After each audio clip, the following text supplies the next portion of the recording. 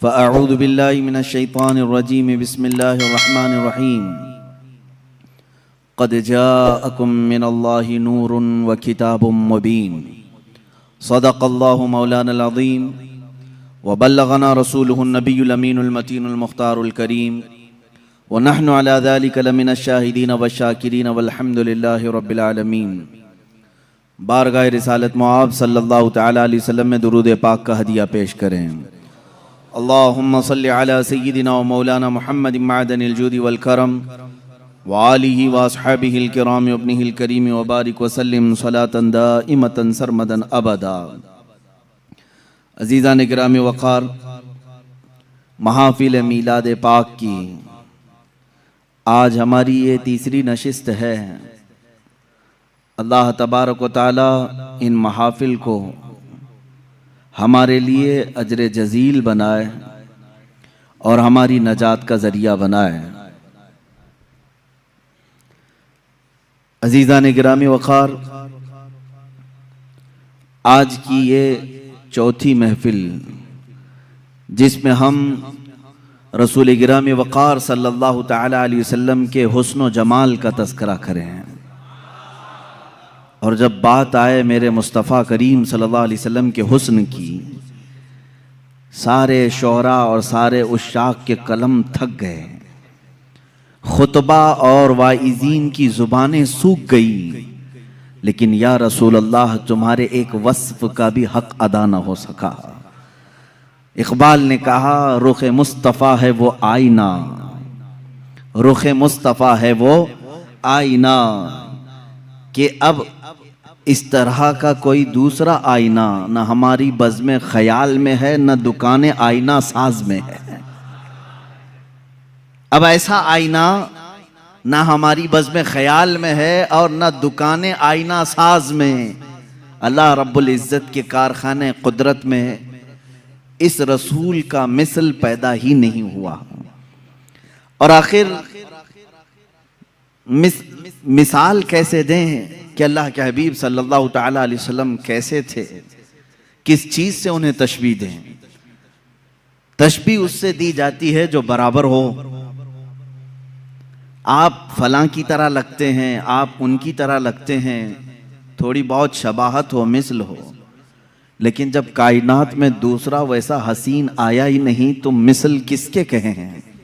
اور یہ ہم نہیں، اگر لوگ یہ سمجھیں کہ بریلوی نعت گو شعراء نے حضور پاک صلی اللہ تعالیٰ علیہ وسلم کی شان میں ایسے قصیدے پڑھے ہیں تو آؤ میں تمہیں بارگاہ صحابہ میں لے چلوں۔ اللہ کے حبیب صلی اللہ تعالیٰ علیہ وسلم کو ان سے زیادہ کس نے دیکھا؟ دربار رسالت میں ہمہ وقت حاضر رہنے والے صحابی رسول حسان بن ثابت رضی اللہ تعالیٰ عنہ کی زبان سے سنیں، فرماتے ہیں وَأَحْسَنُ مِنْكَ لَمْ تَرَ قَطُّ عَيْنِهِ وَأَجْمَلُ مِنْكَ لَمْ تَلِدِ النِّسَاءُ خُلِقْتَ مُبَرَّأً مِّن كُلِّ عَيْبٍ كَأَنَّكَ قَدْ خُلِقْتَ كَمَا تَشَاءُ۔ کیا کہا حسان بن ثابت نے؟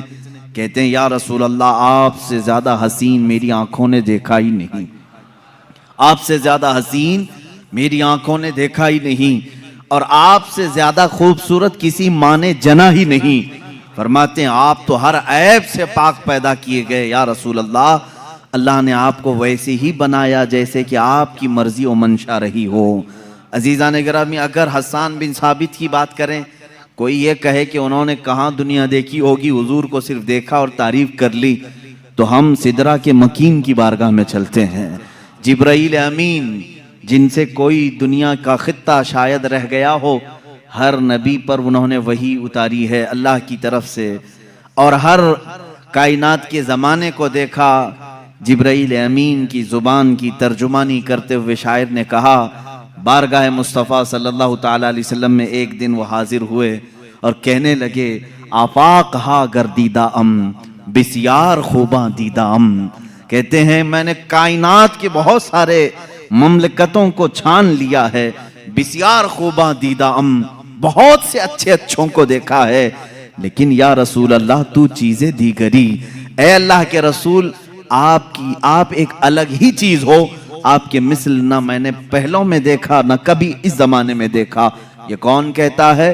جبرائیل امین سدرہ کے مکین سید الملائکہ کہہ رہے ہیں عزیزان گرامی وقار، مصطفیٰ کریم صلی اللہ تعالیٰ علیہ وسلم کے حسن اور آپ کے جمال کو ہر سنی مسلمان کو پڑھنا بھی چاہیے، سمجھنا بھی چاہیے۔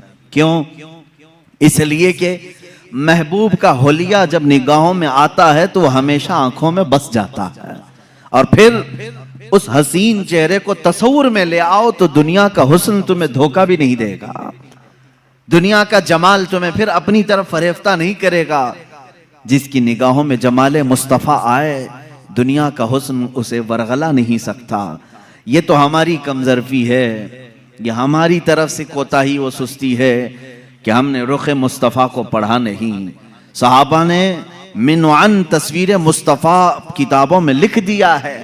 یہ اور بات ہے کہ تصویر حضور اکرم صلی اللہ تعالیٰ علیہ وسلم کی نہیں بنائی گئی، لیکن خد و خال پورے صحابہ نے اس طرح سے لکھ دیے کہ آج بھی اگر تم تنہائی میں بیٹھ کر کے ان خد و خال کی تصوراتی زندگی میں جاؤ گے، میرا یقین ہے کہ تمہیں دیدار مصطفیٰ نصیب ہوگا۔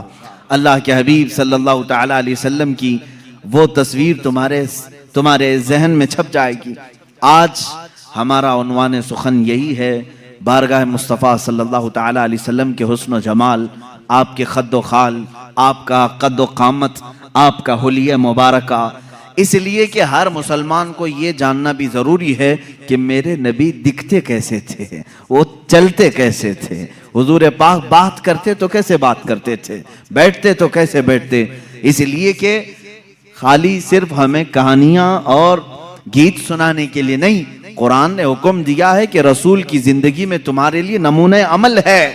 ہمارے لیے تو وہ آئیڈیل ہیں، ہمارے لیے وہ آئیڈیل ہیں، تو ہمیں ان کی ہر چیز سیکھنا ضروری ہے۔ رسول کریم صلی اللہ تعالیٰ علیہ وسلم کو اللہ تعالیٰ نے دنیا میں دونوں عظیم نعمتوں سے نوازا، حسن سیرت بھی عطا کیا، حسن صورت بھی عطا کیا۔ سیرت میں آپ کا مثل کوئی نہیں جو کل آپ نے سماعت کیا، اور صورت میں بھی آپ کے مثل کوئی نہیں۔ اللہ کے حبیب صلی اللہ تعالیٰ علیہ وسلم کے مثل صورت کسی کی نہیں۔ صحابہ اکرام نے الگ الگ انداز میں حضور کی بارگاہ میں ترانے پیش کی ہیں، قصیدے، اور تعریف بھی کی ہے اللہ کے حبیب صلی اللہ تعالیٰ علیہ وسلم کیسے تھے۔ لیکن ایک بات یاد رکھیں، حضور اکرم صلی اللہ تعالیٰ علیہ وسلم کی جو خوبصورتی تھی وہ مثل آئینہ ہے۔ ایک بات سمجھ لیں کہ آئینے میں ہر آدمی اپنے ہی چہرے کو دیکھتا ہے، اور جس کا چہرہ بھدا ہو آئینے کا قصور نہیں ہے۔ ایک روایت سے میں اپنی اس گفتگو کو شروع کرتا ہوں۔ حضور پاک صلی اللہ تعالیٰ علیہ وسلم صحابہ کے ساتھ بیٹھے تھے، ابو جہل آیا اور کہا محمد تم سے زیادہ بدصورت میں نے کسی کو نہیں دیکھا، معاذ اللہ رب العالمین۔ حضور پاک صلی اللہ علیہ وسلم نے کہا صدقتا، تو سچ کہہ رہا ہے۔ چلا گیا۔ تھوڑی دیر کے بعد حضرت ابوبکر صدیق رضی اللہ تعالیٰ عنہ تشریف لائے، کہا یا رسول اللہ صلی اللہ علیہ وسلم آپ سے زیادہ حسین و جمیل میں نے کسی کو نہیں دیکھا۔ اللہ کے نبی صلی اللہ علیہ وسلم نے فرمایا صدقت یا ابوبکر، اے ابوبکر تو نے سچ کہا۔ صحابہ جو موجود تھے انہوں نے پوچھا ابو جہل سے بھی آپ نے کہا سچ کہا، صدیق اکبر سے بھی کہا تو سچ کہہ رہا ہے، دونوں سچے کیسے ہو سکتے ہیں؟ ایک نے آپ کی برائی کی، دوسرے نے آپ کی تعریف کی۔ اللہ کے حبیب صلی اللہ علیہ وسلم نے فرمایا اے میرے صحابہ، در حقیقت میرا رخ انور آئینے کی مثل ہے، جو مجھے دیکھتا ہے وہ اپنی سیرت کو دیکھتا ہے۔ ابو جہل نے اپنی قباحت کو دیکھا، اپنی برائی کی، صدیق نے اپنی خوشحالی کو دیکھا، اپنی خوبصورتی کو دیکھا اور میری تعریف کی۔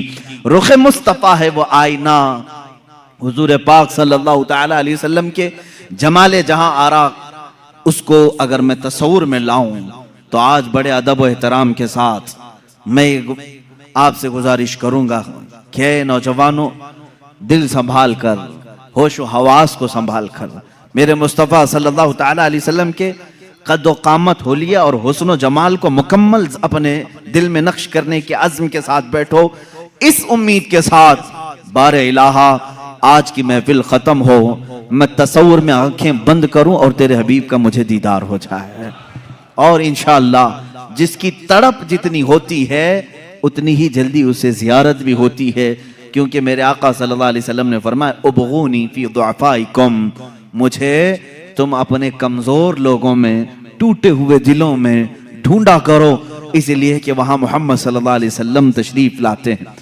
अजीज़ान गिरामी, मेरे आका सल्लल्लाहु ताला अलैहि वसल्लम की सीरत तय्यबा के बाब में आपका हुलिये मुबारका भी बयान करना आता है। ये उसी की एक शाख है। हुजूर अकरम सल्लल्लाहु ताला अलैहि वसल्लम जब जवान हुए और आपने ऐलान नबूवत फरमाया, तब तो आपकी उम्र मुबारक 40 साल की थी, और जब आपने हिजरत फरमाई जब 53 साल की थी उम्र पाक आपकी। अब 53 साल की उम्र में सहाबा कराम ने जो हुलिया बयान किया, फिर जवानी का हाल क्या रहा होगा। जो सहाबा सीरत के इन गोशों में बयान किए हैं कि मेरे आका का हुलिया ऐसा था, वो इतना हसीन है कि जो 25 साल की जवानी का हुस्न रहा होगा वो किस अंदाज का रहा होगा। सहाबा में हजरत समुरा बिन जुंदुब रज़ियल्लाहु ताला अन्हु, हजरत समुरा बिन जुंदुब रज़ियल्लाहु ताला अन्हु से रिवायत है, हजरत बरा बिन आजिब रज़ियल्लाहु ताला अन्हु से रिवायत है। कुछ सहाबा इकराम हैं जिन्होंने हुजूर सल्लल्लाहु अलैहि वसल्लम के हुस्न व जमाल को रिवायतों में नकल किया। फरमाते हैं 14वीं की रात थी, चांद उफक पर तुलू था बड़े आब व ताब के साथ, और उसी रात को अल्लाह के नबी सल्लल्लाहु ताला अलैहि वसल्लम अपने हुजरे अनवर से बाहर तशरीफ लाए। आपके जिस्म अक़दस पर सुर्ख रंग का धारीदार जुब्बा था, लाल रंग का, जिसमें धारियां थीं। अल्लाह के नबी सल्लल्लाहु ताला अलैहि वसल्लम वो ज़ेबतन करके बाहर आए। सहाबा में से कहते हैं हम एक बार चांद को देखते, फिर एक बार रसूल पाक को देखते, एक बार चांद को देखते, फिर हुजूर को देखते। आखिर में हमारे दिलो दिमाग ने कहा चांद तो फीका पड़ गया मेरे रूहे मोहम्मदी सल्लल्लाहु अलैहि वसल्लम पर। मेरे आका सल्लल्लाहु ताला अलैहि वसल्लम के जिस्म अक़दस के सामने चांद फीका लगता था, और हुजूर का हुस्न वो भी सुर्ख धारीदार जुब्बे के अंदर। वो कहते हैं ऐसा लगता था कि पूरे गुलशन में एक गुलाब खिला हुआ है। और आला हजरत रज़ियल्लाहु ताला अन्हु ने तो यूं फरमाया है कि गुलाब गुलशन में देखे हैं लोग, गुलाब गुलशन में, लेकिन मुस्तफ़ा करीम सल्लल्लाहु ताला अलैहि वसल्लम का हुस्न तो ऐसा था कि एक गुलाब में सारा गुलशन खिला हुआ था, सारा गुलशन खिला हुआ था। सहाबा इकराम रिदवानुल्लाहि ताला अलैहिम अजमाइन ने, कई सहाबा ने सूरज से तशबीह दी, कहा मेरे आका सल्लल्लाहु ताला अलैहि वसल्लम सूरज से ज्यादा खूबसूरत दिखते थे। सहाबा से किसी ने पूछा, आपने कहा सूरज से ज्यादा खूबसूरत, सूरज को तो कोई देख ही नहीं सकता। हुजूर पाक सल्लल्लाहु ताला अलैहि वसल्लम के हुस्न व जमाल को लोग देखने के लिए वारफ्ता होते। उस सहाबी ने कहा मैंने वो दोपहर वाला सूरज नहीं कहा, वो चाश्त वाला सूरज कहा है, जिसको देखने से हड्डियों में भी ताकत आती है, जिसकी रोशनी से बदन में भी कुव्वत आती है, उसको दुहा कहते हैं। कुरान पाक में भी वद्दुहा वल्लैलि इज़ा सजा, कुरान में जो आयतें आई हैं, दुहा कहते हैं नाश्ते के वक्त जो सूरज निकला रहता है 8 बजे से लेकर 9 बजे के बीच, जिसकी हल्की हल्की सी रोशनी तुम्हारे जिस्म पर अभी अभी गर्माहट पैदा करती है, और उस वक्त सूरज की टिकिया पर तुम्हारी निगाहें भी टिकती हैं। इस सूरज को कहते हैं दुहा, चाश्त के वक्त वाला सूरज जो पूरी किरणें दुनिया में फैला चुका होता है। और अल्लाह रब्बुल इज्जत ने खुद रुखे मुस्तफा को वो सुबह के सूरज से तशबीह दी है। अजीजान गिरामी, अब यहाँ तशबीहात बहुत सारी हैं, सहाबा इकराम ने अलग अलग तशबीहें दी। बाद सहाबा ने कहा वो 14वीं का चांद जब चमकता था, हुजूर अकरम सल्लल्लाहु ताला अलैहि वसल्लम के हुस्न के आगे वो फीका था। और बाद सहाबा ने कहा सूरज के मिसल, लेकिन एक शायर ने कहा है चांद से तशबीह देना ये भी क्या इंसाफ है, चांद से तशबीह देना ये भी क्या इंसाफ है, चांद में तो दाग है हजरत का चेहरा साफ है। ये शायर ने कहा चांद में तो कभी हम 14वीं को देख के चांद को देखते हैं उसमें दाग नजर आते हैं, और शायर ने कहा चांद से तशबीह देना ये भी क्या इंसाफ है, चांद में तो दाग है हजरत का चेहरा साफ है।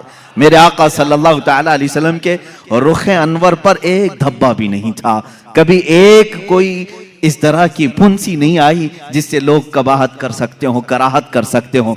अब जिसमें अतहर का जो हुलिया सीरत में बयान किया गया है वो तवज्जो से सुने। अल्लाह के हबीब सल्लल्लाहु ताला अलैहि वसल्लम कद्दो कामत में نہ بہت زیادہ لمبے تھے اور نہ پست قد تھے، درمیانی قد، لیکن وہ بھی اس کمال کا کہ اگر 1000 کے مجمع میں ہو تو سب سے بلند میرے آقا نظر آتے تھے۔ یہ قد و قامت، صحابہ نے فرمایا وہ بہت زیادہ لمبے نہیں تھے، بہت زیادہ پست قد بھی نہیں تھے، درمیانی قد، لیکن 1,00,000 صحابہ کے درمیان بھی ہوتے، حضور کا چہرہ سب سے نمایاں نظر آتا اور سب سے بلند نظر آتا۔ یہ تو میرے آقا کا معجزہ بھی تھا۔ قد و قامت کے متعلق صحابہ نے یہ فرمایا، اور اس کے بعد صحابہ نے ام المومنین عائشہ صدیقہ رضی اللہ تعالیٰ، ام سلمہ رضی اللہ تعالیٰ، یہ وہ صحابہ اور صحابیات اور ازواج کی تذکرے میں کر رہا ہوں جنہوں نے میرے آقا صلی اللہ تعالیٰ علیہ وسلم کے ساتھ اپنی زندگی کے لمحات بتائے ہیں اور صحبت پائی ہے۔ انہوں نے تاریخ میں حضور کا حلیہ رقم کیا ہے۔ اللہ کے نبی صلی اللہ تعالیٰ علیہ وسلم کی پیشانی مبارکہ ابھری ہوئی تھی، چوڑی تھی، ایسی نہیں کہ بالکل چھوٹی ہو، کشادہ پیشانی تھی، اور حضور اکرم صلی اللہ تعالیٰ علیہ وسلم کی دونوں بھویں جو تھی، ان کو بھویں کہا جاتا ہے، ابرو کہتے ہیں یا بھویں کہتے ہیں، یہ دونوں نہایت گھنے تھے اور بیچ میں آ کر کے مل جاتے تھے، یعنی دونوں بھووں کے درمیان ملاوٹ تھی، اتنا کشادہ نہیں، کھلے ہوئے نہیں، دونوں ابرو مل جایا کرتے تھے۔ یہ خوبصورتی کی اعلیٰ قسم ہوا کرتی ہے، اور حضور پاک صلی اللہ تعالیٰ علیہ وسلم کی پلکیں نہایت گھنی اور لمبی تھی۔ حضور پاک صلی اللہ تعالیٰ علیہ وسلم آنکھ بند کرتے تو نظر آتا، آنکھ کھولتے تو نظر آتا، بلکہ بعض صحابہ کہتے ہیں ایسا لگتا دن ہو رہا ہے رات ہو رہی ہے، دن ہو رہا ہے رات ہو رہی ہے۔ آنکھوں میں یہ جو پلکیں تھی کافی گھنی تھی، اور حضور اکرم صلی اللہ تعالیٰ علیہ وسلم کی بینی مبارکہ یعنی ناک شریف، حضور اکرم صلی اللہ علیہ وسلم کی نہایت ہی کھڑی ناک تھی، سیدھی بالکل، ایسی نہیں کہ چوڑے ہوں یا نتھنے نظر آتے ہوں، لیکن کھڑی ناک تھی، ایسے لگتا تھا کہ جیسے بالکل کسی نے چاندی سے تراش کر کے رکھا ہو۔ یہ بھی صحابہ نے کہا حضور کا جسم ناز ایسا لگتا تھا جیسے کسی نے چاندی میں ڈھال کر کے اتارا ہے، اور یہ بینی مبارکہ تھی۔ اور حضور اکرم صلی اللہ تعالیٰ علیہ وسلم کے رخسار مبارک، حضرت عائشہ صدیقہ فرماتی ہیں، نہ بہت زیادہ ابھرے ہوئے تھے، نہ بہت زیادہ چپکے ہوئے تھے، ہموار تھے، لیکن جب حضور مسکراتے تھے تو اس میں انار کی سرخی آتی تھی، اور جب ناراض ہوتے، غصہ ہوتے تو اس میں لال پن نظر آتا تھا۔ صحابہ اس سے محسوس کر لیتے حضور پاک صلی اللہ تعالیٰ علیہ وسلم کے رخسار پاک۔ یہاں تک کہ ایک صحابی نے کہا حضور گورے رنگت کے تھے، لیکن گورے کا مطلب چونے جیسی سفیدی نہیں، بلکہ کہتے ہیں ایسے گورے جس کو کہتے ہیں گلابی رنگت ہو۔ حضور پاک صلی اللہ تعالیٰ علیہ وسلم گلابی مائل تھے خوبصورتی میں، پیشانی ابھری ہوئی چوڑی، رخسار ہموار، بینی ناک مبارکہ نہایت ہی سیدھی اور کھڑی ہوئی، اور لبھائے ناز اللہ اللہ۔ صحابہ کہتے ہیں حضور پاک صلی اللہ تعالیٰ علیہ وسلم کے ہونٹ نہایت ہی سرخ تھے، ایسا لگتا تھا جیسے کسی نے کلی کیا ہوا ہو، اس کو ایسے تراشا گیا ہو۔ جب میرے آقا صلی اللہ تعالیٰ علیہ وسلم مسکراتے تھے تو لوگوں صحابہ نے بیان کیا اس میں ایک دھار بھی نظر نہیں آتی تھی، جیسے بچوں کے ہونٹ لب نرم و نازک ہوتے ہیں، یہ ہمارے بچوں کے جوان ہوتے ہوتے ہونٹ سخت ہو سکتے ہیں، بڑھاپے میں ہونٹ لٹک سکتے ہیں، لیکن صحابہ جس عمر کی یہ حالت بیان کر رہے ہیں یہ حضور کے 53 سالہ عمر کی بات ہے۔ 53 سالہ عمر کے وقت حضور کے لبھائے ناز نہایت ہی نرم اور بہت ہی دلگداز تھے۔ حضور جب مسکراتے تھے تو یہ ہونٹ پھیل جاتے تھے اور اس میں سرخی نظر آتی تھی، اور رسول کریم صلی اللہ تعالیٰ علیہ وسلم کی ذقن مبارک یعنی ٹھوڈی شریف یہ بالکل ہی مثلث نما، یعنی ایسے نہیں کہ جس کو عیب دار سمجھا جائے، اور داڑھی شریف اتنی گھنی تھی، حضور پاک صلی اللہ تعالیٰ علیہ وسلم کی داڑھی نہایت گھنی، اور بال شریف بہت سیدھے بھی نہیں بہت گھنگرو بھی نہیں، لیکن تھوڑے سے گھنگریالو تھے، اور سر مبارک سے جو بال تھے صحابہ کرام فرماتے ہیں کہ پیشانی سے لٹک کر کانوں کی لو تک آتے تھے، جو زلفیں تھی حضور پاک صلی اللہ علیہ وسلم کی، اور کبھی کندھوں تک آ جاتے تھے، لیکن ان زلفوں میں بل کھائے ہوئے تھے، یعنی ہلکے ہلکی سے گھنگریالو تھے، اور رسول کریم صلی اللہ تعالیٰ علیہ وسلم کے کانوں سے جب یہ گھنے بال کندھوں تک لٹکتے تھے، ماں عائشہ صدیقہ فرماتی ہیں کالے بال، نہایت کالے بال، جب وہ دونوں کندھوں تک لٹکتے تھے اور ان بالوں کے بیچ میں دونوں کان ایسے لگتے جیسے تارے رات میں کھلے ہوئے ہوں، دو بڑے ستارے ان گھنے بالوں کے درمیان کھلے ہوئے ہوں۔ صحابہ کہتے ہیں اسی طرح سے نظر آتے تھے، کیونکہ کانوں میں بالکل سفیدی تھی، بہت ہی روشنی تھی، اور بال نہایت ہی رنگ کالے، اور ان کالی رنگت میں جب وہ سفید رنگ کے کان ہوں یقیناً وہ خوبصورت ہوں گے، یقیناً وہ تارے سے زیادہ خوبصورت لگتے ہوں گے۔ اب گردن مبارک جو تھی صحابہ کہتے ہیں سراہی نما تھی، ایسے جیسے کہ حضور اکرم صلی اللہ علیہ وسلم پانی پی رہے ہوں تو صحابہ کو یہ تک نظر آتا تھا کہ پانی اتر رہا ہے، جیسے شیشے کے اندر سراہی میں پانی ڈالا جائے۔ اور ایک صحابی بیان کرتے ہیں حضور پاک صلی اللہ تعالی علیہ وسلم سے جس نے مصافحہ کیا، وہ ہتھیلیاں اتنی نرم و گداز تھی، کہتے ہیں دنیا کے کسی ریشم میں اتنی نرم و گدازت نہیں ہوتی، اتنی لطافت نہیں ہوتی، اتنی لطافت، اور وہ بھی کس عمر کی بات؟ 53 سالہ عمر کی بات ہے۔ ہاتھ جوان ہوتے ہوتے سخت ہونے لگتے ہیں، بچوں کے تو ہم سمجھ لیں گے کہ نرم ہوں گے، لیکن جوانی میں ہاتھ چھوتے ہوئے محنت کرتے ہوئے سخت ہو سکتے ہیں۔ صحابہ نے جو حلیہ بیان کیا ہے یہ رسول کریم صلی اللہ علیہ وسلم کے 53 سال کے بعد کا حلیہ ہے، اور اتنے نرم کہ جو ایک مرتبہ مصافحہ کرے اس کو ایسا لگتا کہ میں نے اپنے ہاتھ کسی دیباجے میں، کسی ریشم کی کان میں رکھ دیا ہے۔ اور جن صحابہ نے حضور صلی اللہ تعالی علیہ وسلم کے بازوئے مبارکہ پکڑے ہیں وہ کہتے ہیں ایسا لگتا تھا جیسے کسی نرم روئی کو ہم نے پکڑا ہے، لیکن اس کی طاقت کا اندازہ کس کو ہے؟ اس کی طاقت کا اندازہ کس کو ہے؟ عزیزان گرامی، رسول کریم صلی اللہ تعالی علیہ وسلم کے بازوئے مبارکہ بھی صحابہ نے لکھے۔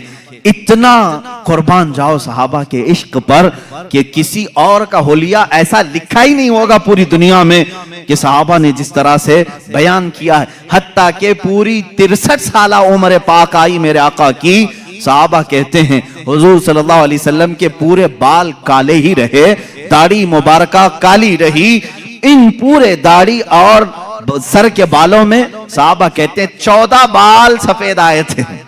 کتنے؟ 14 بال سفید آئے تھے۔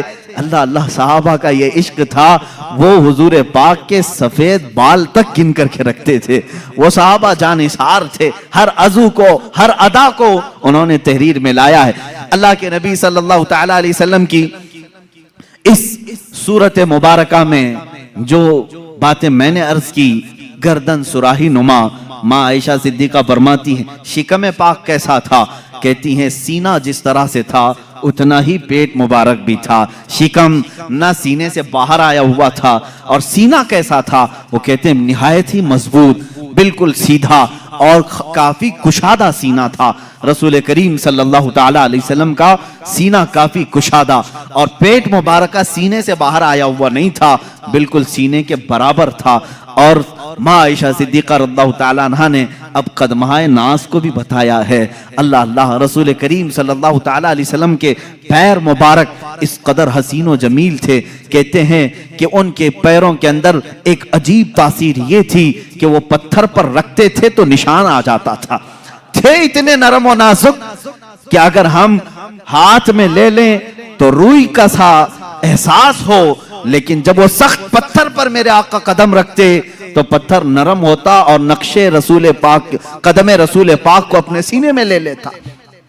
رسول کریم صلی اللہ تعالی علیہ وسلم کے کف پا، حضور پاک کے قدم پاک کے نقش کو بہت ساری جگہوں پر محفوظ کیا گیا، آج بھی پتھروں پر حضور کا نقش پا ملتا ہے۔ اللہ کے حبیب صلی اللہ تعالی علیہ وسلم کے قدمہائے ناز ہیں۔ رسول کریم صلی اللہ تعالی علیہ وسلم کے دندان مبارک، دانت مبارک، حضرت عائشہ فرماتی ہے ہر دانت سے الگ نور نکلتا تھا، ہر دانت سے الگ نور نکلتا تھا۔ ایک مرتبہ عائشہ صدیقہ رضی اللہ تعالیٰ عنہ فرماتی ہیں میں گھر میں بیٹھی اپنے کپڑا سی رہی تھی اور اندھیرا تھا، میں اندھیرے میں ہی کپڑا سل رہی تھی، اسی اسنا میں رسول کریم صلی اللہ تعالی علیہ وسلم میرے حجرے کے قریب آئے، میں نے کپڑا سمیٹنا چاہا، سوئی میرے ہاتھ سے گر گئی۔ حجرے میں سوئی کہاں نظر آئے؟ اندھیرے میں۔ اللہ کے حبیب صلی اللہ تعالی علیہ وسلم حجرے میں داخل ہوئے اور پیار سے حضرت عائشہ کو حمیرہ کہا جاتا تھا۔ یا حمیرہ، اے حمیرہ، کس چیز کی تلاش میں ہو؟ حضور پاک نے مسکرایا۔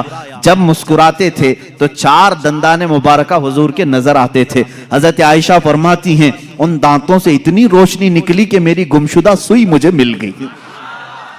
4 دندان مبارکہ کی روشنی سے حجرے میں اتنی روشنی آئی تھی کہ حضرت عائشہ فرماتی ہیں میری گمی ہوئی سوئی مجھے واپس مل گئی۔ رسول کریم صلی اللہ تعالی علیہ وسلم کی زبان مبارکہ، دندان مبارکہ، گردن مبارک، رخسار مبارک، لبہائے ناز، آنکھیں حضور اکرم صلی اللہ تعالی علیہ وسلم کی کیسی تھیں؟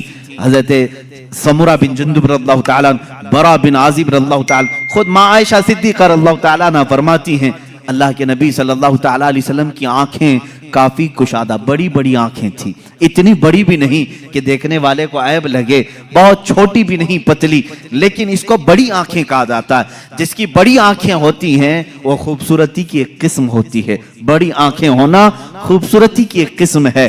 اللہ کے نبی صلی اللہ تعالیٰ علیہ وسلم کی آنکھوں کے اندر کی بھی بات صحابہ فرماتے ہیں یہ جو پتلی تھی نہایت کالی تھی، اور جو باہر کی سفیدی تھی وہ بہت سفید، لیکن اس میں خون کے جو ڈورے تھے وہ صاف نظر آیا کرتے تھے، باریک باریک نسیں صاف نظر آتی تھی۔ صحابہ نے کیا کیا دیکھا ہے اور کیا کیا نقش کر کے رکھا ہے، میرے عزیزو غالباً بعد میں آنے والے ہم غلاموں کے لیے ہی انہوں نے لکھا ہوگا، اسی لیے انہوں نے بتایا ہوگا اے نادان جب کبھی تیرا دل پریشان ہو جائے، گھبرا جائے، اس حلیے پاک کو ایک بار پڑھ لینا، پھر آنکھیں بند کر لینا، ساری تھکان دور ہو جائے گی، ساری تھکان دور ہو جائے۔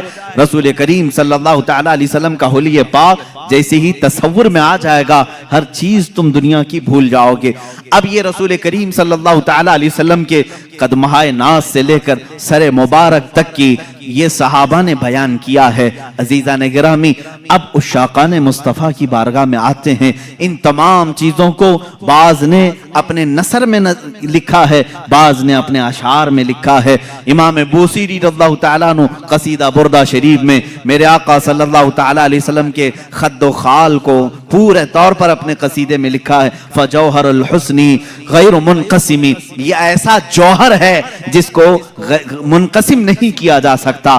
اور حضور اکرم صلی اللہ تعالیٰ علیہ وسلم کے تمام اعضاء مبارکہ کو اگر پڑھنا ہو امام عشق و محبت اعلیٰ حضرت فاضل بریلوی رضی اللہ تعالیٰ عنہ کے صلاۃ و سلام، مشہور زمانہ سلام، مصطفیٰ جان رحمت پہ لاکھوں سلام، شمع بزم ہدایت پہ لاکھوں سلام، اس میں جتنے اشعار آئے ہیں اس میں اعلیٰ حضرت نے حضور پاک صلی اللہ تعالیٰ علیہ وسلم کے حلیے پاک کا بھی پورا نقشہ سلام میں پیش کر دیا ہے۔ یہ سلام بارگاہ رسالت میں مقبول سلام ہے، مقبول سلام ہے، اس لیے کہ فاضل بریلوی رحمت اللہ تعالیٰ علیہ حضور پاک صلی اللہ تعالیٰ علیہ وسلم کے ایک ایک عضو کا تذکرہ کرتے ہیں اور اس پر سلام بھیجتے ہیں۔ حضور کی پوری ذات پر تو سلام ہے ہی ہے، لیکن حضور کے ہر عضو پر سلام ہے۔ کہتے ہیں جس کے آگے سر سروراں جھکیں اس جبین سعادت پہ لاکھوں سلام۔ اعلیٰ حضرت فرماتے ہیں جس کے ماتھے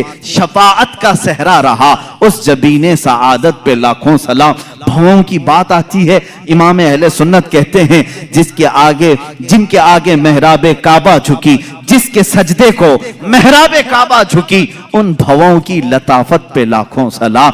حضور پاک کے لبہائے ناز کا تذکرہ آتا ہے، عشق و محبت کا امام کہتا ہے پتلی پتلی گلے قدس کی پتیاں، ان لبوں کی نزاکت پہ لاکھوں سلام۔ اور منہ مبارک کی بات آتی ہے، امام عشق و محبت پکارتے ہیں وہ دہن جس کی ہر بات وحی خدا، وہ دہن جس کی ہر بات وحی خدا، اس کی قاہر ریاست پہ لاکھوں سلام۔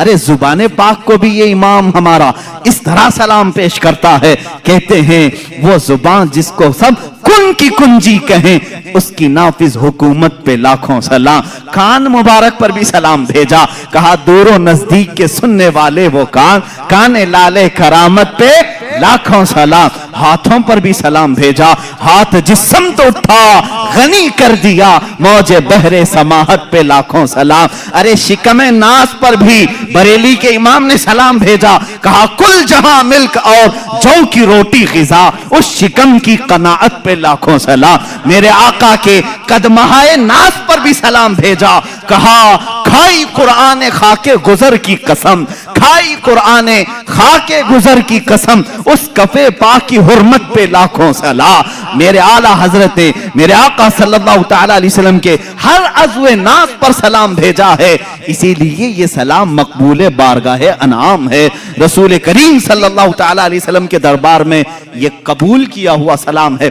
अज़ीज़ान गिरामी वक़ात, मुस्तफ़ा करीम सल्लल्लाहु तआला अलैहि वसल्लम के हुलिये नाज़ की ज़ाहिरी सूरत मैंने आपके सामने बताई, इनकी बातिनी जो सूरत है अल्लाह अल्लाह उस पर बड़ी लंबी गुफ्तगू होगी।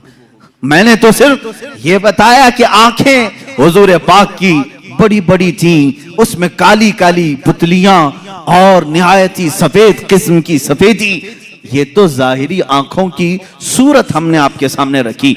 भवें एक दूसरे से मिलती हैं, ये तो हमने जाहिरी सूरत आपके सामने रखी, लेकिन इसकी जो बातिनी मानवी हकीकी जो तासीरात हैं वो अपनी जगह पर एक अलग मकाम रखती हैं।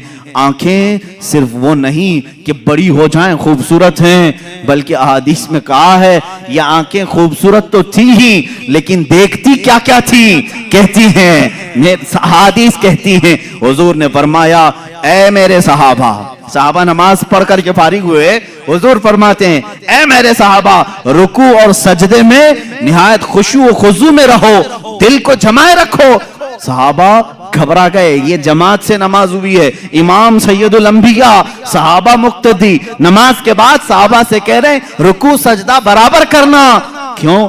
सहाबा ने पूछा या रसूल अल्लाह सल्लल्लाहु तआला अलैहि वसल्लम क्या बात है? अल्लाह के नबी फरमाते हैं ऐ मेरे सहाबा, जिस तरह मैं अपने आगे देखता हूं वैसे मैं अपने पीछे भी देखता हूं।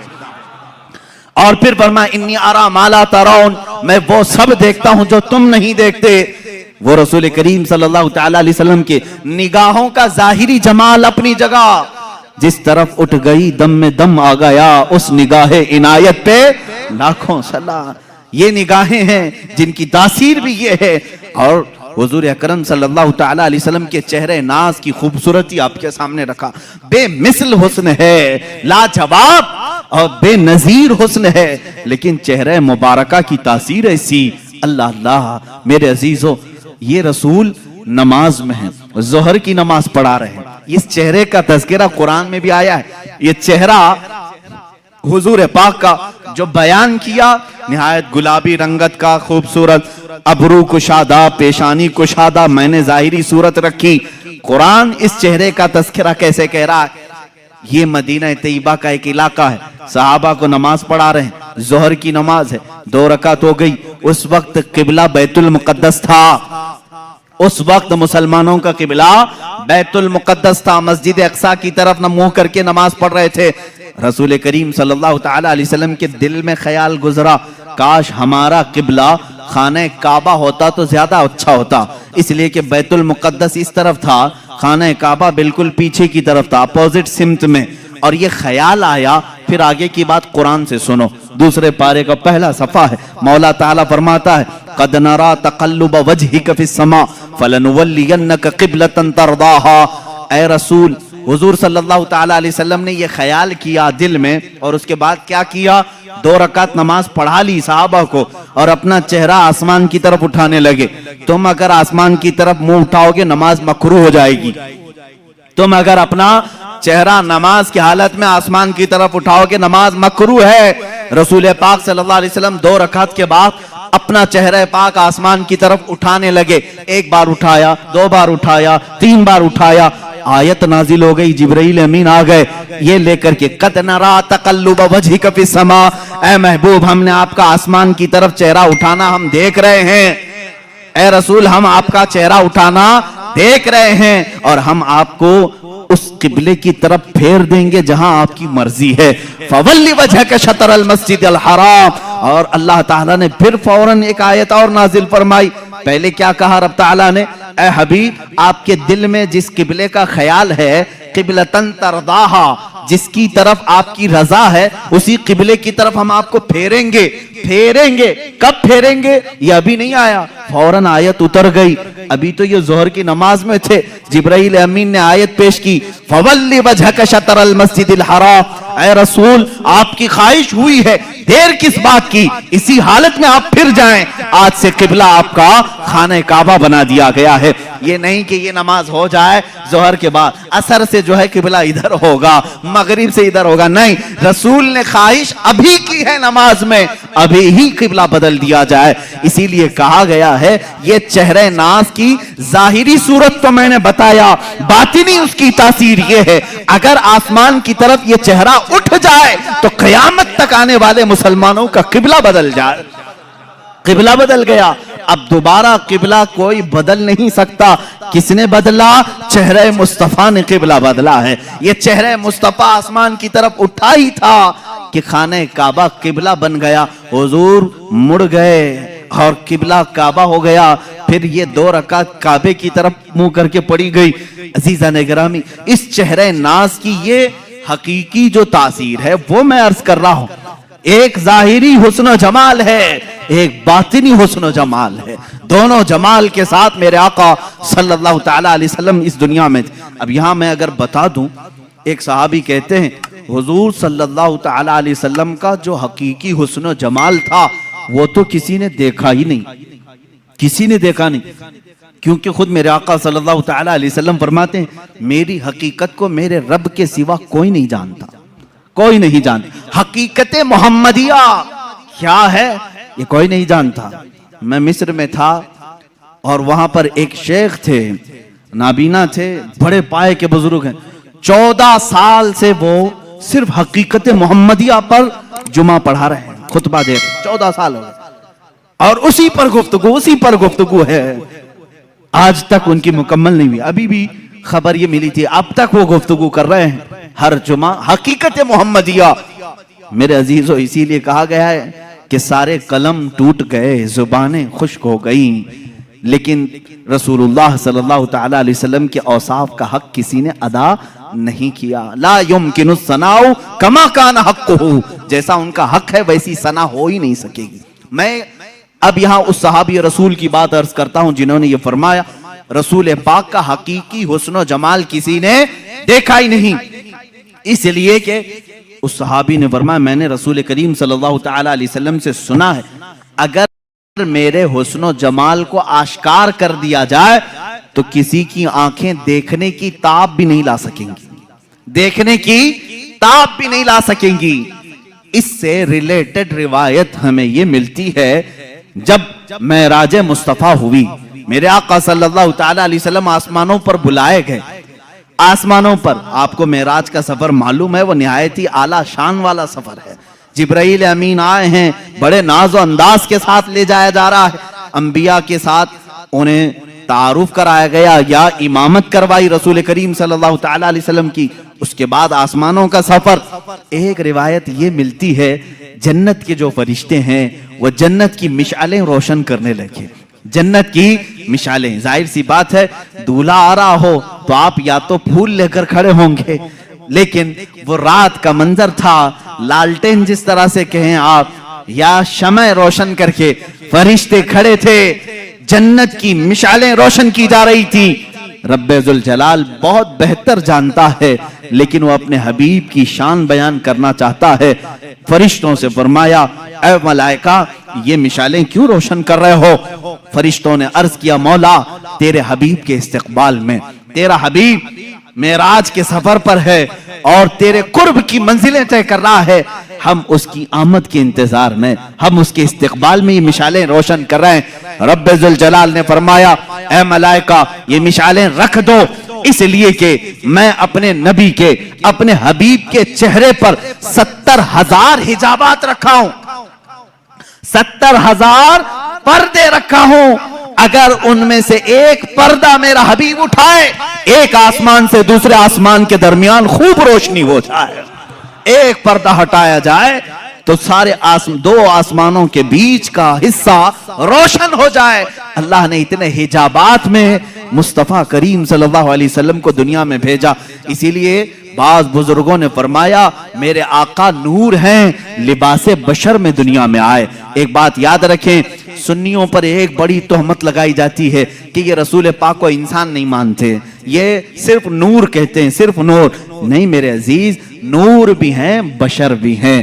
بشر کے لباس میں دنیا میں تشریف لائے اور جب آسمانوں پر سفر کیے وہ اپنے نورانی صورت میں تشریف لے گئے۔ میرے نبی کی دو حیثیتیں ہیں، زمین پر بشری حیثیت ہے، آسمانوں پر نوری حیثیت ہے۔ اسی لیے کہ میرے آقا نے خود فرمایا حضرت جابر سے، اے جابر اللہ نے ساری مخلوقات میں سب سے پہلے تیرے نبی کے نور کو پیدا کیا، تیرے نبی کے نور کو پیدا کیا۔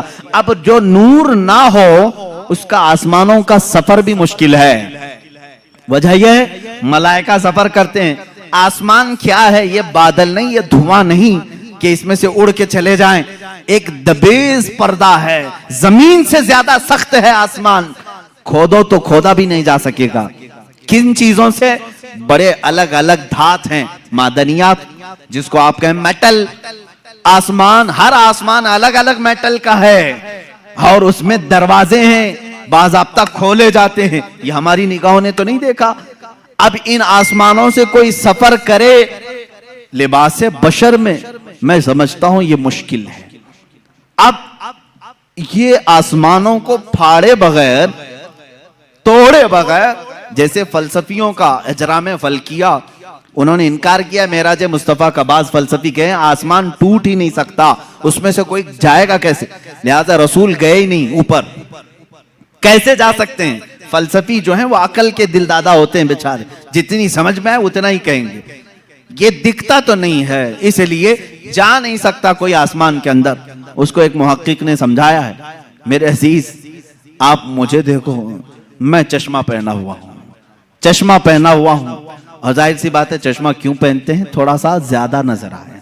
اب ظاہر سی بات ہے میری آنکھوں کے سامنے جو چشمہ ہے اس پر شیشے لگے ہوئے ہیں۔ اب دیکھنے والی جو چیز ہمارے اندر ہوتی ہے وہ کیا ہے؟ آنکھوں کے اندر نور کا ایک ہلکا دانہ ہوتا ہے، نور کا ایک ہلکا ذرہ ہوتا ہے۔ اگر وہ نور مر گیا تو تمہاری آنکھیں بھی اندھی ہو گئی۔ ہر انسان کی آنکھ میں نور، اسی لیے تو ہم کہتے ہیں نا آنکھ عطا کیجئے اس میں زیادی۔ اور آنکھوں کا نور، نور کیوں کہا جاتا ہے؟ ہر آنکھ کے اندر نور کا ایک ذرہ ہے اور وہی دیکھنے کے قابل بھی ہوتا ہے۔ جب ہم نے آنکھ کھولی، چشمہ لگا ہوا ہے، وہ نور کا جو ذرہ ہے کیا میرے چشمے کو پھاڑ کر کے باہر دیکھ رہا ہے؟ اس کو یہاں سے باہر آنے کے لیے کیا چشمے کی اینک پھاڑنا پڑ رہا ہے؟ نہیں، چشمے کی اینک ویسی ہے، وہ نور کا ذرہ وہی ہے، لیکن اس چشمے کے باہر جتنی چیزیں ہیں سب کو وہ دیکھتا ہے، ساری چیزوں کی تصویر کھینچتا ہے اور اپنی آنکھوں میں اندر لیتا ہے۔ نور کو کسی چیز کے خرق پھاڑنے کی احتیاط ضرورت نہیں پیش آتی۔ اسی لیے تو تمہیں کہنا ہوگا کہ مصطفیٰ کریم صلی اللہ تعالیٰ علیہ وسلم کو جب آسمان علا پر ملائکہ کے سفر جبرائیل امین کے ساتھ لے جایا جا رہا تھا تب آپ کی حیثیت نوری تھی، اور نور جب جاتا ہے تو کسی بھی چیز کو پھاڑنے کی ضرورت نہیں پیش آتی، وہ گزر جاتا ہے۔ عزیزان گرامی وقار، اسی لیے کہا اللہ رب العزت نے معراج کی رات میں اپنے نبی کے حسن پر 70,000 حجابات رکھا ہوں، اگر ایک حجاب ہٹا دیا جائے تو اس کے نور سے دو آسمانوں کے بیچ روشنی ہو جائے۔ یہ رسول کریم صلی اللہ تعالی علیہ وسلم کے چہرے جمال جہاں آرا کی جو باطنی صورت ہے، میں نے ظاہری صورت بتائی، باطنی اور معنوی حقیقی جو صورت ہے وہ تو ہم میں سے کون سمجھ سکے گا۔ اسی لیے سیدنا رسول کریم صلی اللہ تعالی علیہ وسلم نے فرمایا میری حقیقت کو میرے رب کے سوا کوئی نہیں جانتا۔ اب جو گوش مبارک ہیں یعنی کان مبارک ہیں ان کو تو میں نے بتایا۔